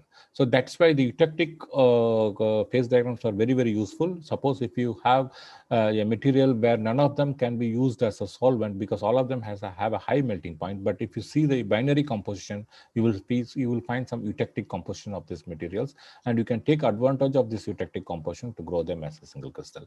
Here, silver and germanium forms eutectic at around 650 degrees centigrade. If you take germanium 75 and silver 25, then it has a eutectic point around 650 degrees centigrade. You can take advantage of this one, and then you can grow the single crystals using this using the flux growth method. And now the question is that when you come down to room temperature here, so inside the crucible, everything will be in solid form. So how do we remove the crystal and the flux? For that, we do a process called centrifuge. This is a crucible where we have the grown crystal and the flux which are solidified. And we put a small amount of quartz wool here. We make a necking point here and we seal it in vacuum here. And then we put this ampule into the furnace and heat about 750 degrees centigrade. We know that the silver and germanium forms eutectic at 650 degrees centigrade, and if you heat it up at 750, the eutectic composition will form completely liquid, and you take it out from the furnace, you put it upside down in a centrifuge. You can see there's a molten flux which comes out here, and the crystals which are there inside the crucible. By gently tapping this, you can get this beautiful single crystals here. And once we get the single crystal, we do the Laue diffraction to confirm the orientation of this crystal, and we cut the crystal along the crystallographic direction for anisotropic physical properties. Similarly, we have grown single crystals of cerium, silver, antimony 2. Again, the process is the same thing. I'm not going to go into details for want of time. So I will just skip this one. Again, the same process of removal of this flux. We can use the centrifuge and we can get a large crystals of the order of 1 centimeter here. We can get a beautiful single crystal, and we study the anisotropic physical properties. When we do the anisotropic physical properties by measuring the current along 2 different directions, we see an electrical anisotropy in the resistivity, and we can see a clear magnetic ordering here. The ferromagnetic ordering temperature is determined from the resistivity. And the RRR, the residual resistivity ratio, the ratio of resistivity at a high temperature to the low temperature, which is a very large number, 520, that indicates it is a high quality single crystal. And the ferromagnetism is confirmed from the magnetization loop from this M versus H. We confirm that this is a ferromagnet, but on this is along the C axis, it saturates more rapidly. So this is C axis is the easy axis of magnetization, whereas along the A axis, the magnetization increases very rapidly, and then it becomes kind of saturated. But at very high magnetic field, this saturates more rapidly than this one. So this is the easy axis of magnetization. So, and we have also grown lots of heavy fermion superconductors like cerium, cobalt, indium-5, which shows a superconductivity at around 2.3 Kelvin. You can see the electrical resistivity drops down. At 2.3 Kelvin, it goes down to 0. So this, again, this compound has been grown by flux method. The flux method, the advantage is that any material, whether it is congruently melting or incongruently melting, if you know the suitable solvent, then you can grow them as a single crystal. But one of the constraints with the flux growth is that sometimes you get very tiny crystals, but they are good enough for most of our experiments because of the sophisticated instruments that we have. And sometimes from the growth morphology, we can identify what will be the crystallographic plane. Like even without doing a Laue diffraction, we can confirm the crystallographic planes just by looking at the morphology. I'll explain to you about the morphology of the grown crystal in a flux growth method. So typically, the nucleation starts and the nucleation grows into a large flat platelet-like thing with some steps, and the growth units would prefer to go and sit in terms of in the kink site, which is called as K site. So the growth units will try to go and sit in the K site, and this step grows and another step grows on top of that, and similarly there will be another kink site which is available. Wherever the kink sites are available, the growth units will try to go and sit in the kink site. Like for example here, the kink site are the most preferred sites for the growth units to go and sit. So this is a flat surface, this is a step, and this is the kink.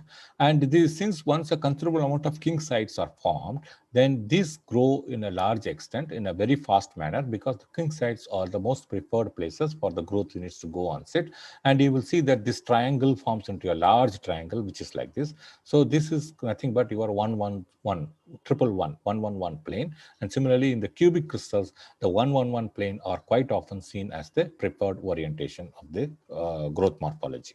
So, but this mainly depends on the space group of this material. So the morphology of this material depends mainly on the space group. So in most of the cubic cases, you will see this kind of triangular faces. So next is floating zone technique, which is a zone refining technique. So you have a polycrystalline sample, you have a heater, and if you slowly translate this heater, you will have a textured compound of these single crystals here. So this is also one of the methods to grow this single crystal. This is used mainly for purification of metals. So the impurities will settle at the bottom of the, at one side of this this apparatus, whereas the most of the crystals that has been grown here will have your textured arrangement of these grains. So that will be the entire thing will be the crystal orientation will be in the same direction, but they will have some textures here. And we also have a floating zone technique to grow these single crystals. See, so far I have been discussing about these metallic samples, but we can also grow oxide single crystals. The idea is very simple. You have 4 xenon lamp mirrors, 1, 2, 3, and 4, which are placed in the focal point of a concave mirror. And once the mirror is turned on, the light focuses around this point, and it is a tight focus so that the temperature at this point goes up to 2200 degrees centigrade. Like when you are a child, you might have played with a lens. You might have played with a lens where by focusing the sun's rays to a paper, and the paper will burn. It is something similar to that same process. You can have a temperature to reach around 2200 degrees centigrade. So the main thing is that we can grow oxide materials here. So the material to be crystallized is made into a form of thin rod, and the light gets focused at this point. This sample is melted here, and it is slowly translated here. So this is a seed rod, this is a grown crystal, this is a molten zone. So oxide crystals and even intermetallic compounds can also be grown by this technique. And again, the same thing, by looking at the phase diagram, if it is a congruent melting, we can very easily grow them just by taking this pellet of this composition and melting it and slowly translating it. You will have beautiful single crystals by floating zone method. On the other hand, if it is congruently melting, you use a flux of this composition, which is given here. And then you can use this flux to grow this single crystals. So both congruently and incongruently melting compounds can be grown by this floating zone method. And we have grown this single crystals of this transium copper oxide, which is very interesting system to study for its physical properties. And we have used this composition as a flux to grow the single crystal. And so there are two kinds of mirror furnace. One is 2-mirror halogen lamp, another one is a 4-mirror halogen lamp. And we have this 4-mirror halogen lamp. Even in a 4-mirror halogen lamp, we have this xenon halogen powered lamp, and the other one is this halogen lamp. Here we can reach up to 2200 degrees centigrade. On the other hand, with xenon powered lamp, we can go up to 2800 degrees centigrade, much higher temperature. But right now we have this furnace in our lab where we can grow single crystals whose melting point is as high as 2200 degrees centigrade. So these are some of the crystals that we have grown by this floating zone method, just to show you, and their corresponding Laue diffraction pattern, just to confirm that those are single crystals. And as I told you, crystals can also be grown by physical vapor transport. Like, for example, those materials which sublime on heating, you just keep it at the hot zone, and at the cold zone, you will have beautiful single crystals that are growing here just by their vapors, by themselves. You don't need to have any vapor transport. For physical vapor transport, you don't need to put any transporting agent. On the other hand, for chemical vapor transport, you use some transporting agent like iodine, bromine, etc. to grow the single crystals. So like, for example, this PBTE, tellurium acts as a transporting agent. Here in TAS2, we use iodine as a transporting agent to grow the single crystals. Okay, so like the crystals can be grown using some sophisticated instruments and things like that. There are lots of crystals that go inside our body. These are gallstones, urinary stones, and these things. And again, these things are growing in our body because of the presence of saturated solution. I told you in the case of low temperature solution growth, if you want to grow a single crystals, you need to have a supersaturated solution. So any supersaturated solution or saturated solution, when it is there for a long period of time, then it gets deposited as a single crystal. So these are some of the stones, urinary stones, that normally grow inside our body. So if you want to avoid these things to grow in our body, you should dilute it. You can dilute it by drinking lots of water. So many times people confuse with liquid crystals and single crystals. Liquid crystals are not single crystals. They are just long or rod-like morphology, and they can be aligned to a particular direction by applying electric field potential. So in the case of liquids, the atoms are arranged in a very random manner. In solid, they are tightly packed, whereas in these things, they are molecules. They are rod-shaped molecules, and they are not single crystals. And these molecules can be aligned to any particular direction by application of voltage. So that's the main difference between a liquid crystal and a single crystals. And the take-home message today is that to study the anisotropic physical properties, single crystals are important. And in today's talk, I hope you might have got information about how to grow single crystals using Bridgman method, Sokolsky method, low temperature solution growth, high temperature solution growth, and vapor transport, etc. So I'm ready to take some questions. Thank you very much for your attention. Yeah, thank you, sir. Thank you for your very interesting lecture. I hope the people enjoyed the lecture. So, participants, if you have any questions or clarifications, you can ask. Yes, I am Aram Sankarampad Aram. Am I audible? Yes, go ahead. I just want to know about the difference between the growing organic crystals and the inorganic crystals, like the metallic crystals. And most of the time, the organic crystals by these methods have a lot of twinning possibilities. Yes. Any kind of twinning frequent occurrences in these metallic systems? Actually, in the case of metallic crystals, I have not observed any twinning pattern in the case of metallic crystals. I don't know for what reasons, But twinning happens in oxide materials. I know one of the very famous example is yttrium barium copper oxide, YbCO superconductor, where there is a structural transition is happening from tetragonal to orthorhombic. When that type of structural transition is happening during the growth itself, then you will see this kind of twinning patterns. In the case of organic crystals, since these crystals are grown at low temperatures, and there is lots of concentration gradient which is happening because these are highly evaporative in nature, and you grow them in open air in petri dish or something like that. So because of the concentration gradient, you will have this kind of twinning patterns. When there is a transition between space groups or morphology, yeah, and you said there is a possibility of twinning in the inorganic materials. Is it due to the grain boundary situation? So when I say, when I say a single crystal, I should not talk about the grain boundaries there. But sometimes, when the because of the twinning, we will have a twin boundary there.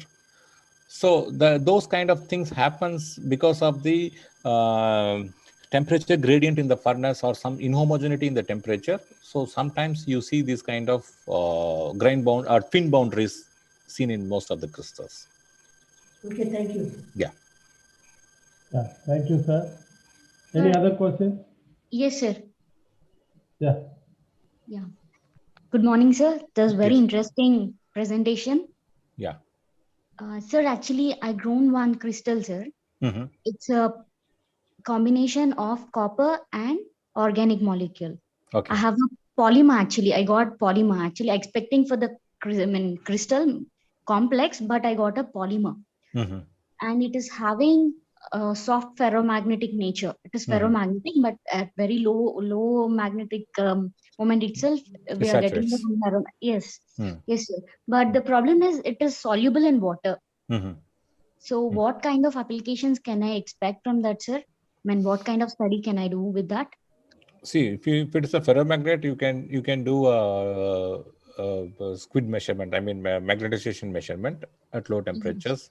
But I don't know what is the ferromagnetic ordering here. Is it room temperature ferromagnetic? Yes, sir. It is room temperature ferromagnetic. So what is the magnetic material involved in that?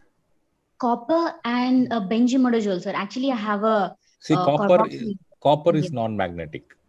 So but I got yes, sir. If you have anything like cobalt, iron, nickel, this kind of stuff, then you will see a magnetic ordering.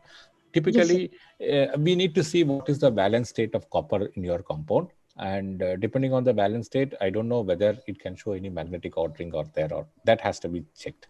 Yes, sir. Actually, it is valence state is 1, and I have a carboxylate ring. So because of that carboxylate ring, electron mobilization is taking place through copper. I see. So it is showing some magnetic properties, but I want to study actually its application. Major constraint for me is water soluble. It is water soluble, so I cannot coat on anything. So no, but if you want to check the magnetic transition, it doesn't mean you don't need to put it in water or something like that. You can just, if it is, if you have the material, then you can measure the magnetic property without putting it inside, dissolving it in water or something. We studied the magnetic properties also. It is ferromagnetic. So just I studied the property, but I want to do some applications with that. Say for that application, you should check what is the literature that is being done on that and that kind of materials, and you can explore based on that. Because there are lots of applications for ferromagnetism, like say magnetic switching and all these things. You go above and below the temperature, you lose the ferromagnetism. Yes, so you can write to me if you want, like I can see what kind of help that I can extend. Yes, sir. I will. Yeah. Thank you, sir. So you can contact Sal through his mail, okay? Thank you, sir. Thank you so much, sir. Okay, thank you, ma'am. And one more hand raised from Anusha. Hello? Yes. Gladia Anusha.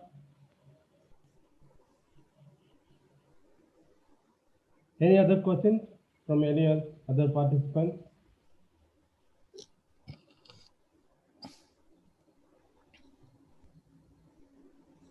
Hello?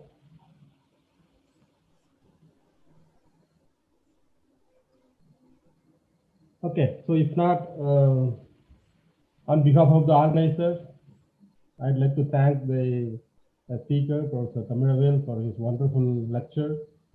Thank you, sir. Thank you. Thank you very much. Thank you very much. Thank you.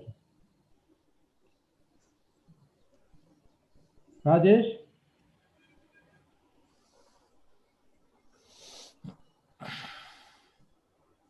I think now we have the oral presentation and it's a parallel session.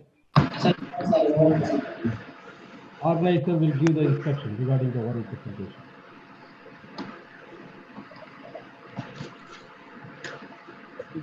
Sure. This is Radhika from Pioneer Kumaraswamy College, Nagarkoil. Actually, I am going to chair this session for oral presentation. Can we start the oral presentation, or is there any break?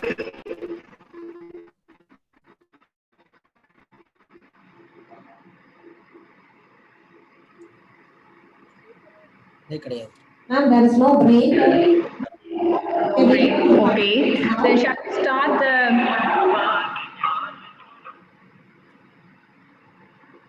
Shall we start the oral presentation? A few more minutes for the participants to enter the link.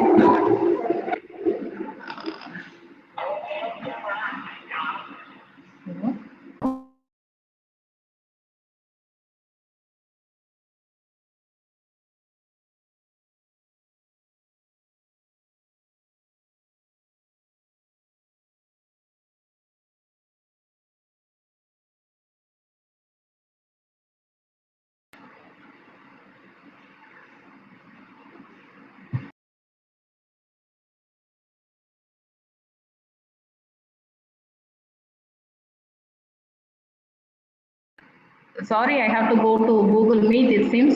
Sorry for the interruption.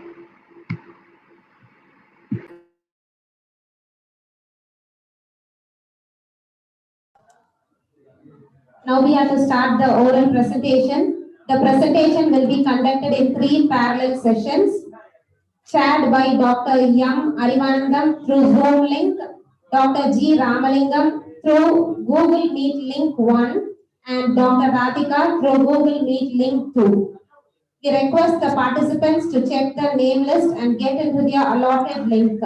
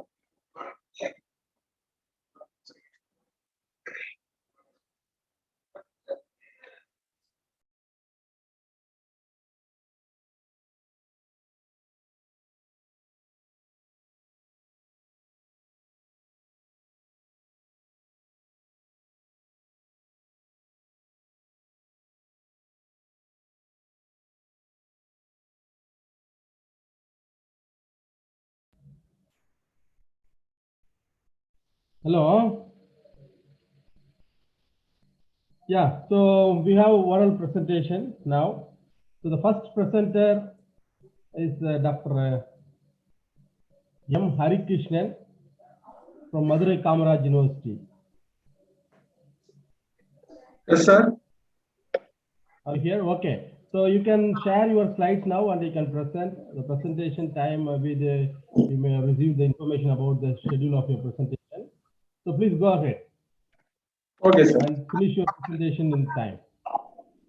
Okay. How many minutes I have taken it, sir?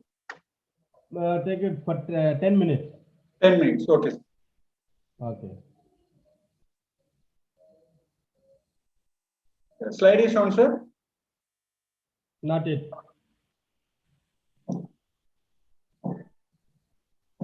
The host is disabled to participant screen sharing. Yeah, please wait. Rajesh, are you here? Rajesh? Yeah, yes, sir. Yeah, you please make the participant as a co-host. Then they can share the slide. The presenter. PPT is not visible, sir. The host is disabled to the participant screen sharing, sir. So you please look at the schedule and make the presenter as a co-host so that they can share their slide. Sir, 1 minute, 1 minute. Sir, your name, sir? Hari Krishnan.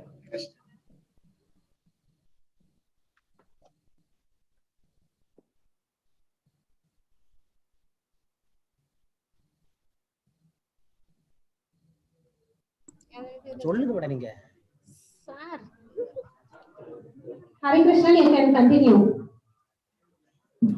Share my screen, sir. Yeah, you try to share your screen. Not visible, sir, your PPT. It's now okay. Yeah, now it's full okay. screen.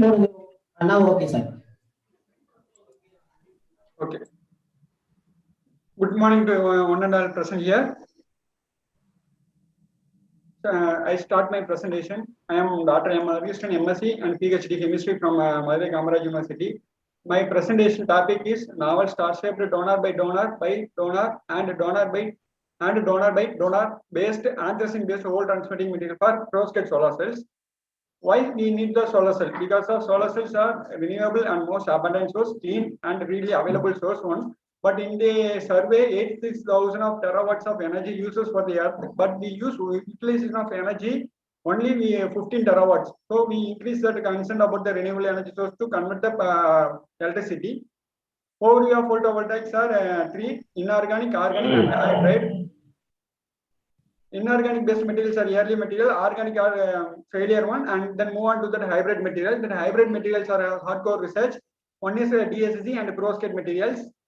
Component of solar cell is sensitizer, photoanode, electrolyte, and electrode. Types of sensitizer means organic dyes and metal free and perovskite materials are sensitizer. Modified electrolytes are ionic liquids, molten salt, whole transporting material, and semiconductor materials are also used as whole transporting materials. This is an electronic schematic wave. Dotted lines represented as the negative way of electron transportation. The solid lines are represented as that forward electron transport reaction. If you have that high percent photoconversion efficiency, the overcome of this the negative way of electron transportation. That is the main negative way of electron transportation is charge recombination. So overcome of this charge recombination, then only the photoconversion efficiency will be high. This is the commercially based sensitizer. This sensitizer 1 gram is near to 20,000, but the perovskite material made up of cost is synthetic cost is very low. This is the perovskite based material. Initially 3.6% efficiency in achieved in 2009, and this field is originated only the 10 years back. The perovskite materials are highly optical band gap and direct excitation, long charge carrier diffusion length, high charge transport conductivity. The electrolyte role is and extract the holes from the sensitization and transfer the holes. The demerits of liquid electrolyte. In early stages, the liquid electrolytes are used for the device making process, but nowadays, a lot of demerits are present in the liquid electrolyte. That one is that erodication and degradation and restricted for the industrial applications. So move on to that solid state whole transporting material. The solid state whole transporting material may increase that photoconversion efficiency 9.7% efficiency. That material is pyro-OMTDA. So, but in the case we have further improvement of photoconversion efficiency by other than the pyro-OMTDA material. In the pyro-OMTDA material, you have the fast interfacial recombination rate. The recombination rate means that a negative way of electron transportation. To overcome this negative way of electron transportation and the synthetic cost of that spiro-MTDA, then only that material will be the commercialized for the human purpose. So in my aim is anthracene-based whole transporting material for initially the computational studies. That the energy level is very important for the device making process and the material uses for the solar cell energy conversions. So I am initially that organic materials are designed from the Gaussian and Zero and computation software program. I expected that HOMO and LUMO energy levels are from that softwares. I expected that HOMO energy level is very closer to the Prof HOMO energy level. The energy level is very optimized for our material, and then move on to the charge transfer behaviors are studied by the UV and emission spectroscopy. Then move on to the electrochemical studies. That electrochemical studies that whole circuit devices are made up of. This is my material. This is the solid state whole transporting material. In this material, I synthesis from the laboratory scale synthesis. This is the donor by donor and donor by this is a limited conjugation, and then the next material is a highly conjugated material. One is the short chain modified, another one is short chain and long chain alkyl based materials. The short chain and long chain, the long chains are good free form capacity. These materials are designed from the Gaussian Zero software. This is an optimized structure of that material. That the energy levels are shown this figure. That this is the anti-TPA, AOME and AOH. That is the energy levels are calculated. And this is the anti-AOME gas minus 4.20 electron volt. This the energy level is sufficient for driving volt from HTM layer to sensitizer layer. This is the synthetic roots of our designed material in laboratory scale. This is the synthetic roots of our materials. This is that synthetic materials are confirmed by the proton and C13 NMR spectroscopy. This is an optical study shows that our material has very good optical properties because of the UV and the higher active materials. And this is an emission material, the combined spectroscopy of UV and emission spectroscopy, that all the solvent variations and properties of the Stokes shift is calculated from our material shows that our highly Stokes shift materials are AOH. This is due to the long conjugated materials as well as the HL substrate material. This is the spectrum of the various solvent properties. The electrochemical shows that in the AO and the TP has a quasi reversible peak. The quasi reversible peak only that is electron is maybe the reversible process. Then only that light transfer of electron, the moving of electron. Then only that the current is produced. This graph is really shows that our material has a quasi reversible redox peak potential. This is that energy levels are calculated from that both UV and CV experimental techniques. Calculated from the 2.3 electron volt and 1.15 electron volt and 5.0 electron volt for the AOME material. And that electrochemical and electrochemical properties, energy level properties from both theoretical and experimental properties. So it's table shown in this table. The shown that our band gap obtained from that theoretically 2.48 electron volt and 2.38 electron volt for the experimental volt. So more or less our theoretical studies and experimental studies are very well close to each other.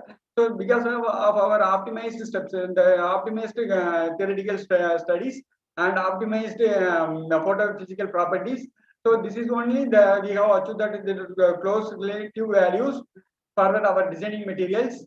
And I move on to that material solubility is very important for the device making process. So in our material that there are three type of materials. One is less conjugated and another one is more conjugated. After that, in the methyl and HL substrate, the compared in this material, less conjugated materials are less solubility compared to that more conjugated material. In that material, more conjugated material, the methyl and the HL substrate material, the HL substrate materials are more solubility nature. So that the more solubility nature material will have that good free form capacity. So that AOH is in a good free formation capacity compared to that AOME and AOH. This is the base pyro-MTDA material. This is the reference material. This is the only perovskite material. After that, coated under the HTM layer under the top of the perovskite material, the perovskite layer is disappeared. That disappeared materials are grain boundaries is present in this pyro-MTDA and AOME and AOH. but sorry, ANT-TPA and AOMA and AOHE. The AOHE have the good film forming capacity to overcome of this to complete cover of the prostate material shown in the same images. So finally, our optical and electrochemical properties theoretical study shows that our three novel-based materials studied in simply industrial processes, easily available in industrial process synthetic technique, and that synthetic materials are confirmed by proton C13 HRMS techniques, and all over our materials are well charged transporting behavior. But even though that three materials have the good properties, but compared to that three material, the more conjugated excel substrate material are well closer home energy level and good beam forming capacity. This is due to the long alkyl chain present in that AOHE material. This is the well cleaned material. Moreover, that final step key points to in these studies, theoretical studies, optical properties, electrochemical studies highlight that anchors in based materials are potential candidate for whole transporting material, hybrid, organic, inorganic, perovskite solar cell applications. This work is guidance by Murugesan. This is my project. Yeah, thank you. Thank you. Participants, any doubts? Any questions? Short questions, one or two. Okay, so did you study the conducting property of your prepared AHO material? Yeah, I have conducting properties, sir. So have you studied the conductivity? Conductivity, the overall circuit is have the conductive nature, sir. But we have achieved a very low photo conversion efficiency. The device optimization is under process, sir. Okay, so you have shown some SEM images, no? So one is that perovskite surface, and another all other four surfaces, smooth surfaces are the adlayer surfaces, right? Yes, sir. So what is the thickness of that coating? Thickness is a nanometer level, sir. The perovskite thickness is 10 nanometer. Then after coated on HTM layer, the 22 nanometer is plus 12 nanometer is increased for the device images, sir. How did you measure that thickness? The cross sectional images, sir. You didn't show the cross section image. But I showing the top layer of the same images, sir. Yeah, but better to show the cross section images, no? So when you have I saw the top, the only two layer, only bottom layer is perovskite layer. After that HTM layer only I showing in this slide. But further optimization, whole device architecture is shown in the cross sectional images, sir. So how you made the device as well?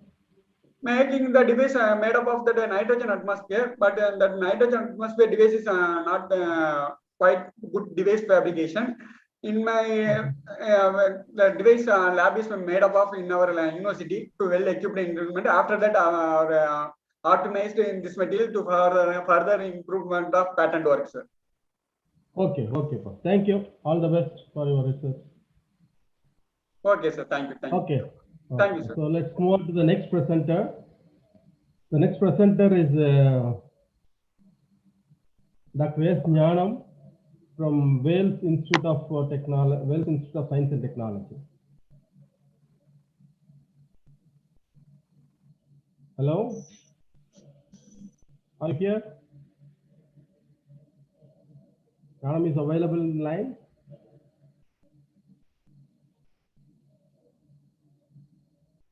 The organizer, please check the availability of the presenters. Then we can move on to the next one. Sir, remaining next presenter. Yeah, the second one is here or not? Dr. S. Jnanam. Sir, name, sir, second presenter. Dr. S. Jnanam. S. Jnanam. Jnanam or? Sir, third kupudunga, sir. Okay. Third one. Dr. Shubhakanta Das. Dr. Shubhakanta Das from Odisha. Synergy Institute of Engineering and Technology. Is here? Dr. Dash? No. So next presenter, sir. Okay, the next presenter is Mr. M. Isaki Muturaj. Sir one by ஒன்னா call பண்ணுங்க sir, வந்தவங்களை நம்ம பண்ணுவோம் sir. One by ஒன்னா call பண்ணுங்க. Okay, Isaki Muthuraj.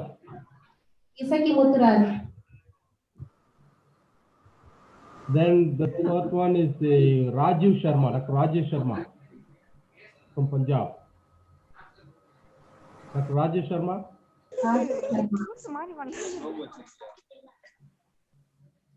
Okay, Mr. Chinnathambi from Krishnagiri.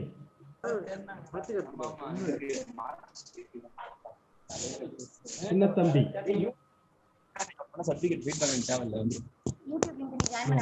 Okay, Dr. K. Kiran. I am there, sir. I am there. K. Kiran from Karnataka, right? Oh, yes. Can I share the screen, sir? Rajesh. Rajesh. Sir, சொல்லுங்க sir. Yeah, Dr. K. Kiran is here. Sir, name, sir? So you can K.S. Kiran. The voice is great, sir. K.S. Kiran.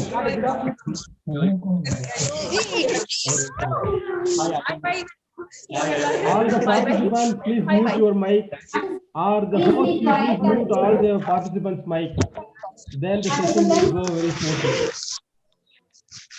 The host, Rajesh.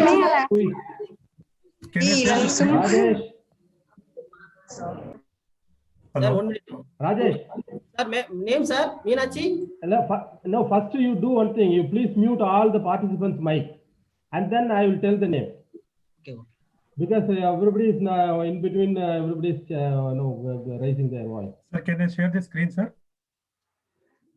Okay, can I share the screen, sir? Yeah, Dr. Rajesh. Yes, sir. Yes, sir. Yeah, now the participant name is Dr. K.S. Kiran. Okay, focus. And you can make him as a host, then he can share his slide. I'll share the screen, sir. Okay, do it.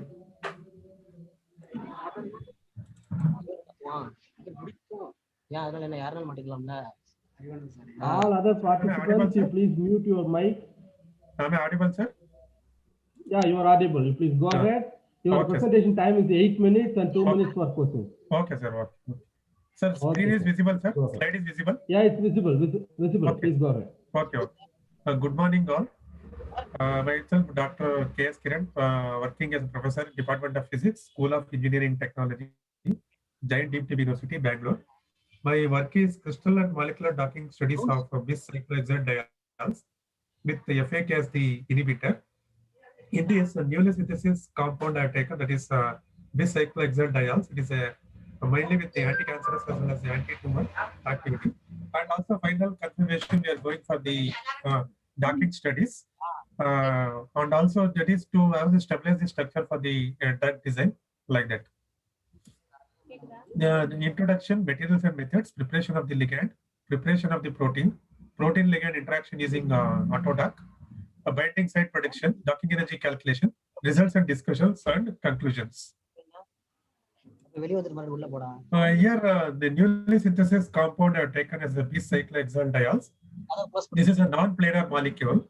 It is having the peculiar property that which is having the flipping up as well as the flipping down, exactly, as well as the resemblance like a chair conformation. In this, the two derivatives diol is there. One is 2,4-dinitrophenyl. Another one is 2,4-dichlorobenzyl group, exactly at the C9 position. This compound shows inhibition, a significant characteristic feature towards the anti-cancerous as well as the anti-tumor activity.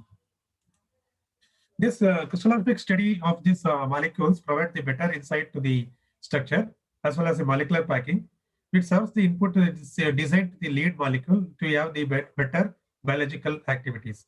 Stabilizing this crystal structure, one should expect it to have the insight to the drug design. Further, the docking studies provide the possible approach for the drug receptor interaction, which has created as a new rational approach for the drug design. This is a R-type diagram obtained for the molecule for the first molecule 2,4-dichlorobenzyl, exactly at the C9 position. This is my original structure. From the result, we got almost the same structure, so whatever can show it in the slide. This is crystal data obtained for my compound. It exhibits in the monoclinic with the space group P2/N. and ABC value, and the final R value is obtained around 0.07. This is a packing diagram studied to study about the stability as well as the how packing of the atoms with the neighboring atoms. In this, CH2 interaction has been completely involved. It will show that how the stability is there between the two neighboring molecules. Second part of my talk is nothing but the molecular docking. This is to tell about the how exactly the receptor ligand interaction takes place, lead optimization, virtual cleaning, as well as chemical mechanism studies. Also predicts about the docking, the ligand bindings also, and also finally we'll calculate with the docking energy calculation. This is a flow diagram with the molecular docking. Ligand is my newly receptor, we are calling as a potential inhibitors. Receptor is my target protein, identify as the protein. And future, whatever the potential inhibitor with the protein receptor, that is the future drug, that is the ultimate aim. Here the protein I have taken as a focal adenosine kinase as a protein is a receptor as a target. It is having the peculiar property that spreading themselves together, as well as the cell migration, profile, survival, as well as stick together among their themselves. And this FAK also towards the mainly towards the anti-cancerous as well as anti-tumor activity also. Next is about the I have used that docking software as Autodock Vina. You can see that binding site, how exactly the binding site has been stabilized with the binding prediction with the surrounding of the amino acids. This is my structure. This is the residues of the amino acids. Same has been compared with the FlexX software to see that binding force in a different one. You can see here the binding force are there. These are the residues of the amino acids. You can see we are calling this one as a binding site. How exactly it has been binded with the surrounding amino acids. This tells about the protein ligand interaction with the amino acid to study about various interaction like electrostatic, van der Waals, covalent, like that. These are the residues of the amino acid. This is we are done with the using the Discovery Studio software to study about the protein ligand interaction. This is figure tells about to study about the morphological surface of the residues of the amino acids with the structure, stabilizing the structure. We are calling that one as a Lick plot. Lick plot residues with the 2D interpretation of in the molecular surface. This is the results obtained for the top 10 binding energy. We are calling as a fourth fitness from 1 to 10. Binding energy lowest the one is the better affinity for a molecule, minus 6.13 is obtained. Lowest one is obtained around 4.33 with inhibition constant 32.02. These are the residues of the amino acids. Later we have studied about the binding site with the force energy also from 1 to 10. This is the dark score obtained for the first one, minus 10.62. Lowest one is obtained around minus 6.81. This is a RMSD value and residues of the amino acids what I've seen in the previous diagram.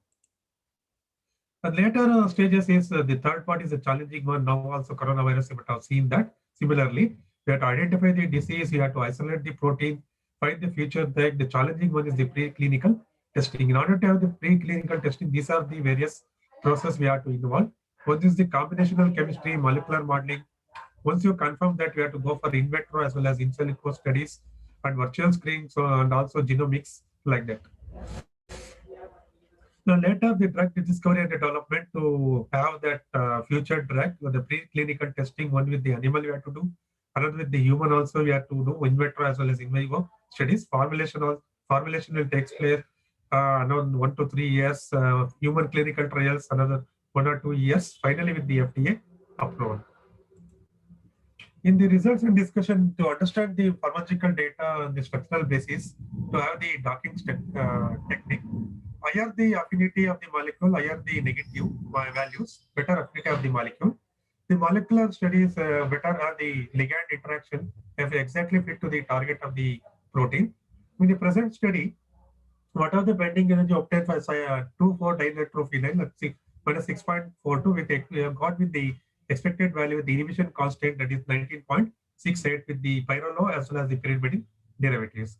Further, the co-crystallization of this protein ligand complex has been taken for the animal trials I told in vitro as well in vivo studies for the scale up as well as to have the future drug. In the conclusion, the intramolecular interaction between the ligand and protein was investigated. The bioactive compound interacting with the protein used as to action the action of the FAK protein to block the FAK protein. The selected compound shows a maximum dock value taken out to the wet laboratory to show as an effective anti-cancerous drug. So I would like to thank the Vision Group of Science and Technology for funding this project, Bangalore, Karnataka, funding this project, and Dr. D.N. Guru Rao for providing me the XRD facility, and also our director, Hari Prasad, for encouraging this project. Thank you. Okay, thank you. Thank you, Dr. Kiran. Yes, sir. Any questions, clarification from the participants? I am Sankarampady Aravudan. Yes, sir, please. The calculations are which software, drug design software? Yes, the calculation that one with Autodoc I used, another with the FlexX. Both we are compared. These are atomic force field calculations or molecular orbital calculations? Molecular, madam. Molecular. Well, atomic force field and the molecular orbital, quantum mechanics. Yes. Is it a quantum mechanical calculation or yes, yes, madam, quantum mechanical calculation, correct. Including the protein? Yeah. Including the protein docking studies? Is it atomic force field calculation or quantum mechanical calculation? No, it is a quantum mechanical calculation, not atomic force. Quantum mechanical. Quantum mechanical calculation is a huge molecule. Okay. Now, when you calculate for a single molecule, you have the descriptor of your molecule, cyclohexane molecule. I'm not getting, madam. Descriptor. Receptor, madam. Receptor. Descriptor. No, descriptor. Professor is asking about a descriptor. Descriptor. No, madam. I'm not getting what you mean by descriptor. Okay, drug design is a standard. How you characterize a molecule? What are the activity sectors in the molecule? Okay. Depending upon the affinity, hydrogen bonding, and so on and so forth. That's called the descriptor characteristics of the no, we are not molecule. We are not touch upon that. You are not. So try to tell me more about the maybe in your publication. More about the software that you use, whether it is atomic force field or quantum mechanical. Okay, madam. Fine. Okay, thank you, Dr. Kiran. Okay, sir. Okay. Yeah, you have received questions from Senior Professor Dr. Aravudan, Sankarampady Aravudan. Okay, sir. Okay, sir. So this comment will be quite useful for you. Please consider it. Sure, sir. Sure. I will incorporate whatever they told. Definitely, sir. Definitely. Okay. Thank you. Thank you for the inputs. Yeah. Okay. So let's move on to the next presentation. The next presentation, Dr. Sangamesh is here. Dr. Sangamesh from Karnataka. Sir உங்களை coaster மாத்திக்கிறேன், நீங்க பண்ணிக்கங்க sir பிரசன்டரா. Okay அவங்க மாத்தி விட்டா நீங்க யார் வந்தாலும் okay பண்ணிக்கங்க sir. Okay then. Sangamesh is here. Dr. Sangamesh. Okay, the next presenter is Dr. Asif Ahmad Bhatt. Asif Ahmad Bhatt from Jammu and Kashmir. Asif Ahmad Bhatt. Asif? No. Okay. The next presenter is Mr. Shahnaz Kozar. Shahnaz Kozar. No. Okay. The next presenter is Ms. Gayatri from Aragapa University. Ms. Gayatri? No. Okay, then the next presenter is Dr. Saravanan from Andhra Pradesh. Dr. Saravanan?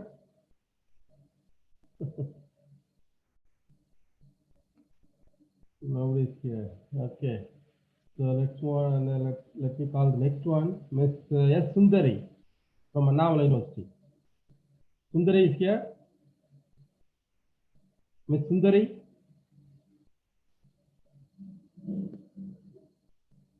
Dr. Divya Velpula from Telangana. Dr. Divya Velpula. Sir. Hello. Divya. Hello. Yes, sir. Can you hear me, sir? Yeah, I can hear you. You are? Dr. Divya Velpula. Okay, fine. So you please, please wait. I'll make you as a host. Yeah. Okay, now you are sharing. Okay, ma'am, your time is about 8 minutes presentation and 2 minutes for question. Yes, sir. Can you see my presentation? Yeah, sir? yeah. You put it in the slide mode, presentation mode, and Yeah, start okay, your sir. presentation. Definitely. Yes, sir. A very good morning, one and all. I am Dr. Divya Velpula, working as women scientist under the guidance of Dr. Shilpa Chakra at IST, CNST, JNTU, Hyderabad. First of all, I would like to thank the organizing committee for accepting my abstract for the oral presentation. Today, I am going to present one of my research topic, and the topic is on liquid-liquid interfacial at the rate of electrospinning deposition approaches for the synthesis of metal polymer nanocomposites. And here, me and my mentor are presenting the same topic. Kindly consider the OP number, sir. Mine is 15 and our madam is 269. So can you please note down these two abstract oral presentation numbers, sir? And coming to the outline, here I would like to start with the introduction, where I'm going to give brief details about metal polymer nanocomposites and the methodology that I employed for the synthesis of metal polymer nanocomposites. Then I'll move to experimental section, followed by result and discussion, and finally I'll end up with the summary of this topic. Coming to the introduction, as we know that metal polymer nanocomposites are formed by the combination of metals and polymers in which either a metal or polymer has to be in nanoscale dimension. In most of the cases, polymer acts as a host material while metal play a role of guest. By incorporating metal into polymer moiety, both metal as well as polymers can get benefited, as the combination prevents the aggregation of metal nanoparticle, by which the surface area of the metal nanoparticle will be increased and the sensitivity will be improved, as well as the catalytic ability also increased along with the thermal stability and solubility. In case of polymers, the electrical conductivity and thermal stability are increased, which promotes various applications for polymer nanocomposites. Here we choose the combination of silver polyindole nanocomposite, as silver has potential candidates in various applications such as catalysts, conducting ink, thick film paste, photovoltaic application, optics, and diverse medical applications. And here it is a challenging task to synthesize polyindole, as its polymer efficiency is very low, but they will have good thermal stability and redox ability compared to that of other conducting polymers such as polyaniline and polypyrrole. So we have very much interested to synthesize polyindole, and the one more important fact is that it is having fluorescence ability. These metal polymer composites or polyindole composites have various applications in energy storage devices, sensors, and in biomedical applications. As we know that liquid-liquid interface has potential candidate in various applications such as solvent extraction, drug delivery, phase transfer catalysis, and other various applications. But here our interest is to synthesize various nanomaterials at liquid-liquid interfaces due to their interesting interfacial structure, and it is of about nanometer thickness. So the interface is always want to reduce the interfacial tension. Because of that, there will be formation of various nanostructures that can reduce the interfacial tension between two immiscible liquids. So this property we would like to utilize for the synthesis of nanomaterials. So here we have various methods for the synthesis of nanomaterials. In that chemical method where we have simultaneous reaction, in that we have an aqueous phase where the metal precursor we can take if I want to synthesize metal polymer composite, and an organic monomer has to be taken in organic phase. So when we are combined these two, there will be formation of redox reaction. Due to this, there will be formation of metal polymer nanocomposite at the interface.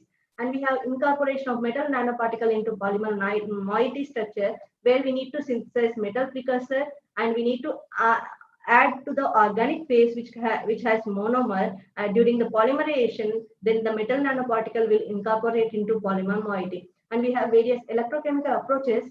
Among that, 4 electrode assembly. So we have 2 reference electrodes here and 2 counter electrodes here. So when we apply the potential, there will be formation of nanoparticles at the interface, and that can be predicted by seeing at CV.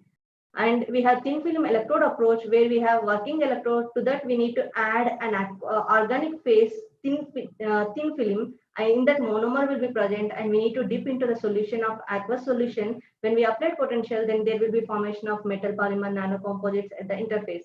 And we have scanning electron microscopic approach, where we have working electrode and difference electrode. When we apply potential, then we can see the formation of polymer or metal nanoparticle structures which are occurred at interface between 2 miscible solution. And we have 3-phase electrode assembly. We have working electrode and difference and counter electrode. So when we apply the potential, then there will be formation of metal polymer composite at the interface between 2 immiscible liquids, as well as it will form about the boundary of electrode. And to improve the structure further, we also added a technique of electrospinning because of its advantages of its inexpensive nature, and we can control the various nanostructures of diameter, like fiber diameter we can control, our orientation we can control, and the composition we can control. And we have high surface area of nanoparticles that can be obtained at the electrode or thin film, and the combination of materials will be very easy. And obtained nanofibers have various advantages in tissue engineering, or we can have in specialty of filters, and we can use for sensor application and catalytic applications, and they can also serve as a template for various applications. So coming to the experimental section, here I synthesized nanomaterial using liquid-liquid interfacial methodology, where I took silver precursor in aqueous phase and monomer of indole precursor in organic phase, that is dichloromethane. So as time proceeds, there will be formation of metal polymer nanostructures at the interface, and the obtained material was collected, and then we dissolved in DMF solvent, and we kept in syringe for electrospinning process, and this is the obtained material which is of nanometer thickness. This is the film obtained after electrospinning process. And this is a mechanism for the formation of silver polyindole composite, where the silver oxide precursor acts as an oxidizing agent, and indole will convert it into polymer during the oxidation reaction.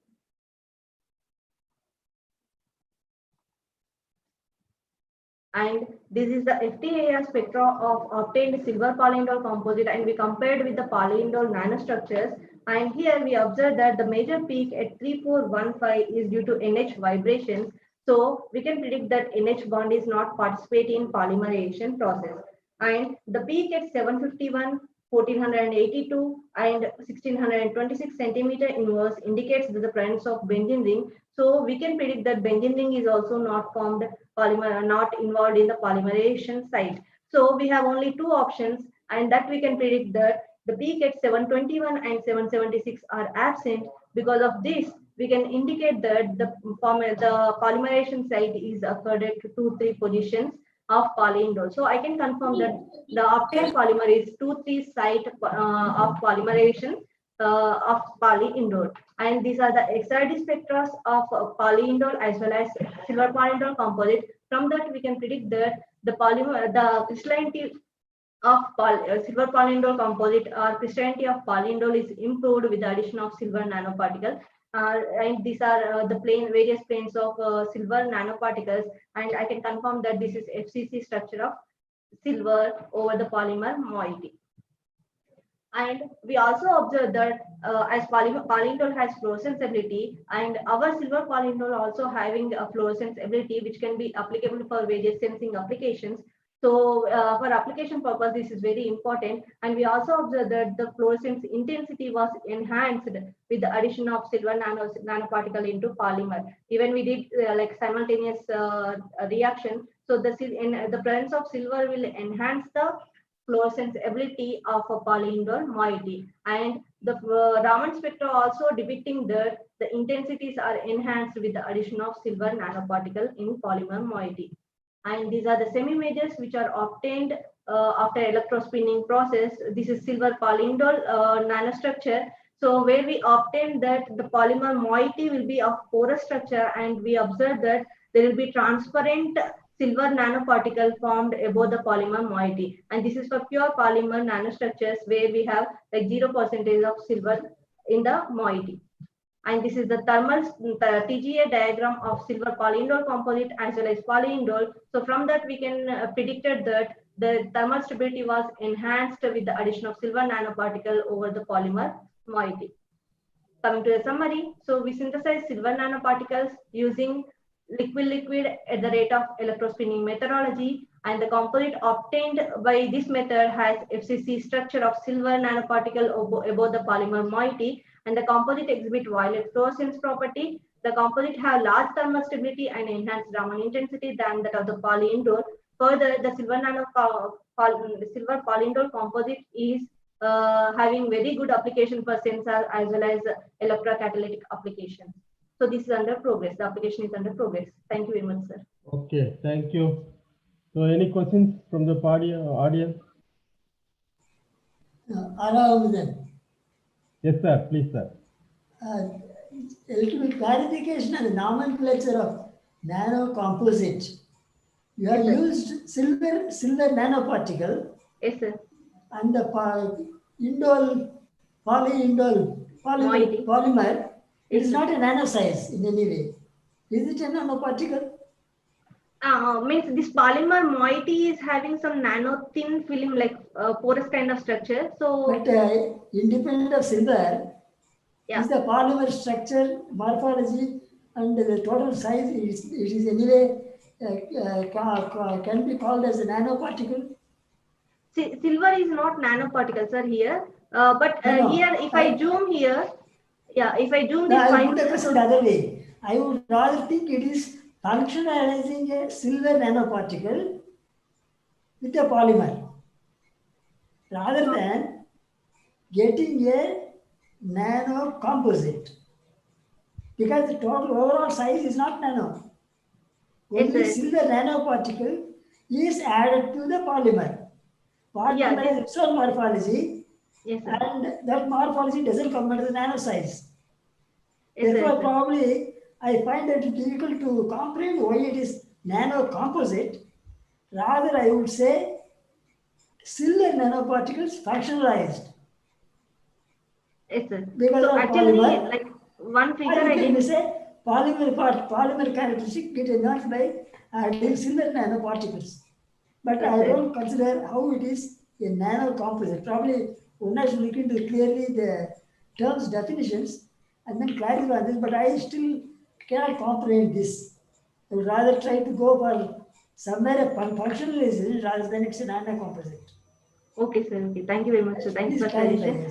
And yes, thank you, sir. And actually, one figure I didn't give because of space criteria, but this about the fiber of polyindole, I observed that spherical structure of silver nanoparticle is there.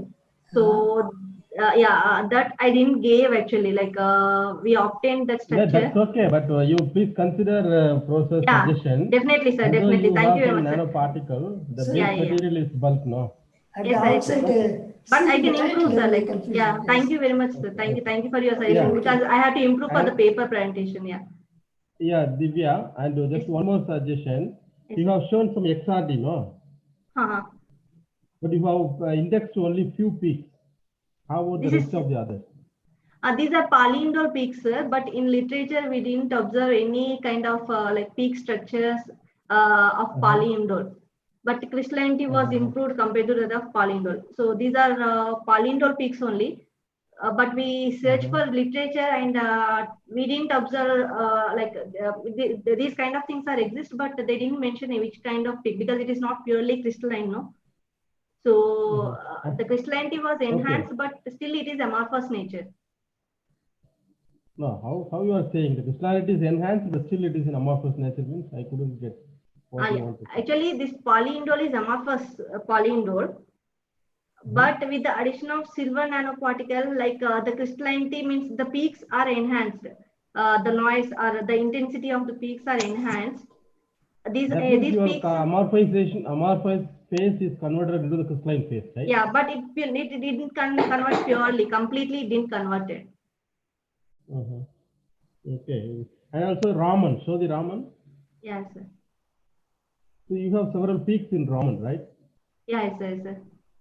So you can index those peaks and you can discuss why these peaks are obtained and what are the more active modes in your sample, right? Yes, sir. Yes, sir. So Raman, there are a variety of Raman active modes are there for each and every sample based on their structure. So you can look into your structure and then identify the active modes and why such kind of modes are suppressed in certain material and enhanced in certain material like that. Yes, The sir, interpretation maybe you can, if you give more information, that will be quite useful for you. Yes, sir. To Yes, sir. understand you. Thank you very much. Yes, sir. Thank you, sir. Okay, all the best. Thank you. Thank you very much, sir. Thank you for your suggestions, sir. Thank you. And let's move to the next presentation. The next presenter is Dr. Danya from Kerala. KKTM Government College, Kerala. Dr. Danya. Yes, sir. Can you hear me, sir? Yeah, I can hear you. You please share your slide and start your presentation. You have 8 minutes and 2 minutes for discussion. Okay, sir.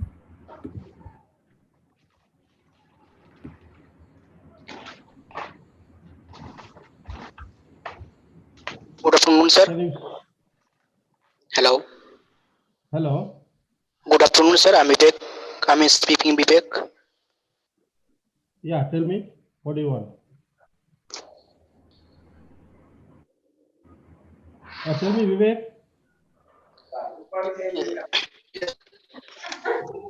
Do you want to convey something? Vivek Mishra.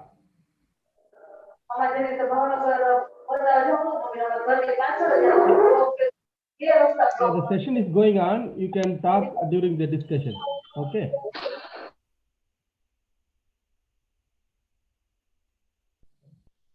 Okay, you please continue, Danya. You start your presentation.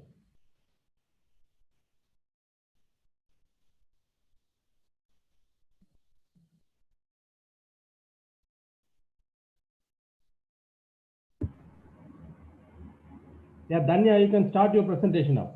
Okay. Can you hear me, sir? Yeah, we can hear you. Please. Okay. Good morning, all. Myself, Danya NP, and my supervisor is Dr. P.R. Shashikumar. The present work is a systematic study of molecular diffusion in glucose water system via laser beam deflection method.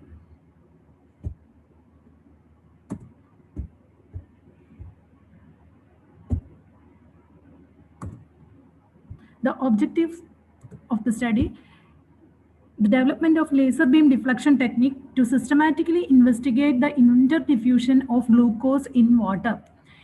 We use the measurement technique to visualize the different curves and the merging of the diffusion curves with time to calculate the average diffusion coefficient. Diffusion is a slow process caused by the random molecular motion. The study of diffusion is important in different fields like chemical engineering, biology, pollution control, separation of isotopes, etc. Diffusion dynamic study is an emerging area of research because of the low value of the diffusion coefficient of the order of 10⁻⁻⁶ centimeters square per second. It requires much precision in the measurements. Then why laser beam deflection technique? It is a much less expensive and much accurate optical method and non-interferometric method to measure the diffusion coefficient of two miscible transparent liquids. As we all know, it has many applications in physics, biochemistry, pharmacology, low gravity experiments, etc. There are studies starting from the 18th century and still now the results are going. Ma'am, you please keep your introduction and go to your main results and discussion. Okay, sir. Because you have limited time. Okay. The theory is based on the fixed laws of diffusion. Here we are using a semiconductor diode laser for the laser beam deflection method. The experimental cell is here. The properly fanned out laser beam is allowed to fall on the interdiffusing media, and on the screen we are able to see the deflection pattern, and by analyzing the deflection pattern at various time intervals we are able to calculate the diffusion coefficient. This is the experimental method behind laser beam deflection technique. The images of the deflection pattern were analyzed using fixed laws of diffusion. We have taken the CCD images at various time intervals and applied grayscale converting and calculated the diffusion coefficient using the above equations. These are the various stages of image processing we use. The data analysis is based on the fixed laws. These are some sample high concentration deflection profiles, and we calculated the FWHM from these plots and obtained the diffusion values. These are the obtained diffusion values at various temperatures. We have made two different temperatures for the diffusion study, that is 290 Kelvin and 303 Kelvin, and the diffusion coefficients obtained are tabulated here, which is in much agreement with the most of the reported works. While in the case of low concentration study, we observed 2 peaks instead of 1, and we adopted 2 laser sources for studying the 2 regions separately, and for our interest, we obtained the same result for both the curves D1 and D2. These are the experimental results. The variation of D with concentration and temperature and the corresponding deviation plot is given. The low concentration, we cannot say that there is a particular, it is varying in a non-linear manner. We cannot give a direct relationship between the concentration and the diffusion coefficient. It finally end up into a mixer. In this study, and to conclude, in this study, the laser beam deflection technique is used to gain new insights regarding the low concentration diffusion dynamics of glucose water system. Dependence of D with the temperature has been discussed. This is the low concentration studies are being reported for the first time in the literature. In this work, the possibility of tracking the timed evolution of the system is utilized to assess the system properties such as concentration, diffusion coefficient, and dynamic behaviors, which will help us to predict various biological aspects of glucose. Acknowledgements. Thank you. Thank you, sir. Thank you, the coordinators, for giving me the opportunity to present my work. I am a beginner in the research field. Thank you, sir. Okay, thank you. Thank you, ma'am. Any questions from the audience? Comments? Yes, Aram. Yes, sir, please. Your result, what is the name of the speaker? Lakshmi Kanta. Is it? Danya. Danya. Sir? Your result shows not a monotonic trend of variation with concentration. Yes, sir. In the low concentration. Yes, it goes up and comes down and goes up and comes down and so on and so forth. Yes, so sir. it's not a monotonically varying function. In the low concentration. Yes. Why is this periodic ups and downs in the concentrations increase linearly? And is there any possibility of any chemical change occurring at these points? Besides the molecule being intact, there are certain interactions that are taking place which affect the diffusion. Okay. So, and there are also, you also mentioned it's accurate method, and probably there are a lot of new experiments available by pulsed NMR. Okay, sir. And a class of experiments just for measuring diffusion constants and get the plots and so on and so forth. Okay, sir. And the advantage is you can have the associated MRS, NMR spectroscopy. Okay, sir. That means you can study the molecule structure also. Okay, sir. At the stages where we have ups and downs. Okay, sir. And during the process of going down and coming up, Okay. how the structure changes for the molecule. Does it remain an isolated molecule? Does it is some kind of a structure that is becoming heavier or so on and so forth? So this can be combined with NMR spectroscopy. If you do a pulsed FT-NMR, and there are sophisticated experiments available for specifically measuring diffusion constants. Okay, sir. So compare the accuracies and the versatility of NMR with the combined with the laser technique, and probably you'll get a more interesting additions to your laser interesting experiments. Okay. Thank you, sir. Thank you, sir. Thank you, sir. Thank you, sir, for your nice suggestion. Hope this suggestion will be useful for her research. Thank you, Dr. Danya, and all the best for your research. Thank you, sir. Thank you all. Dr. Vivek Mishra, do you want to convey something? In between the talk, you ask something. Dr. Vivek Mishra.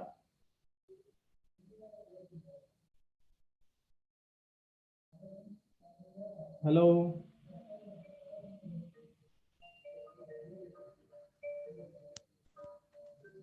Hello, can you hear me? Dr. Vivek.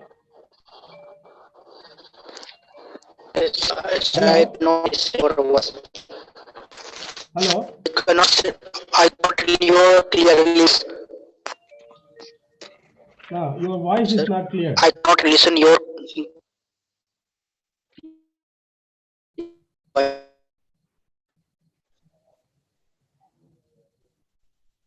No, your voice is not clear.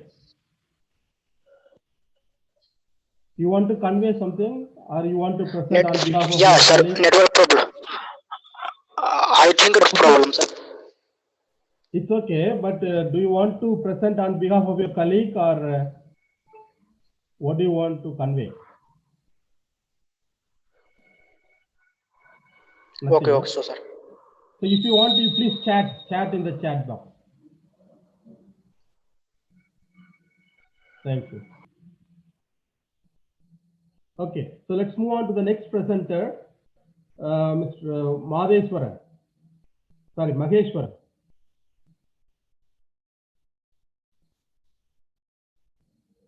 Is here? C. Maheshwaran.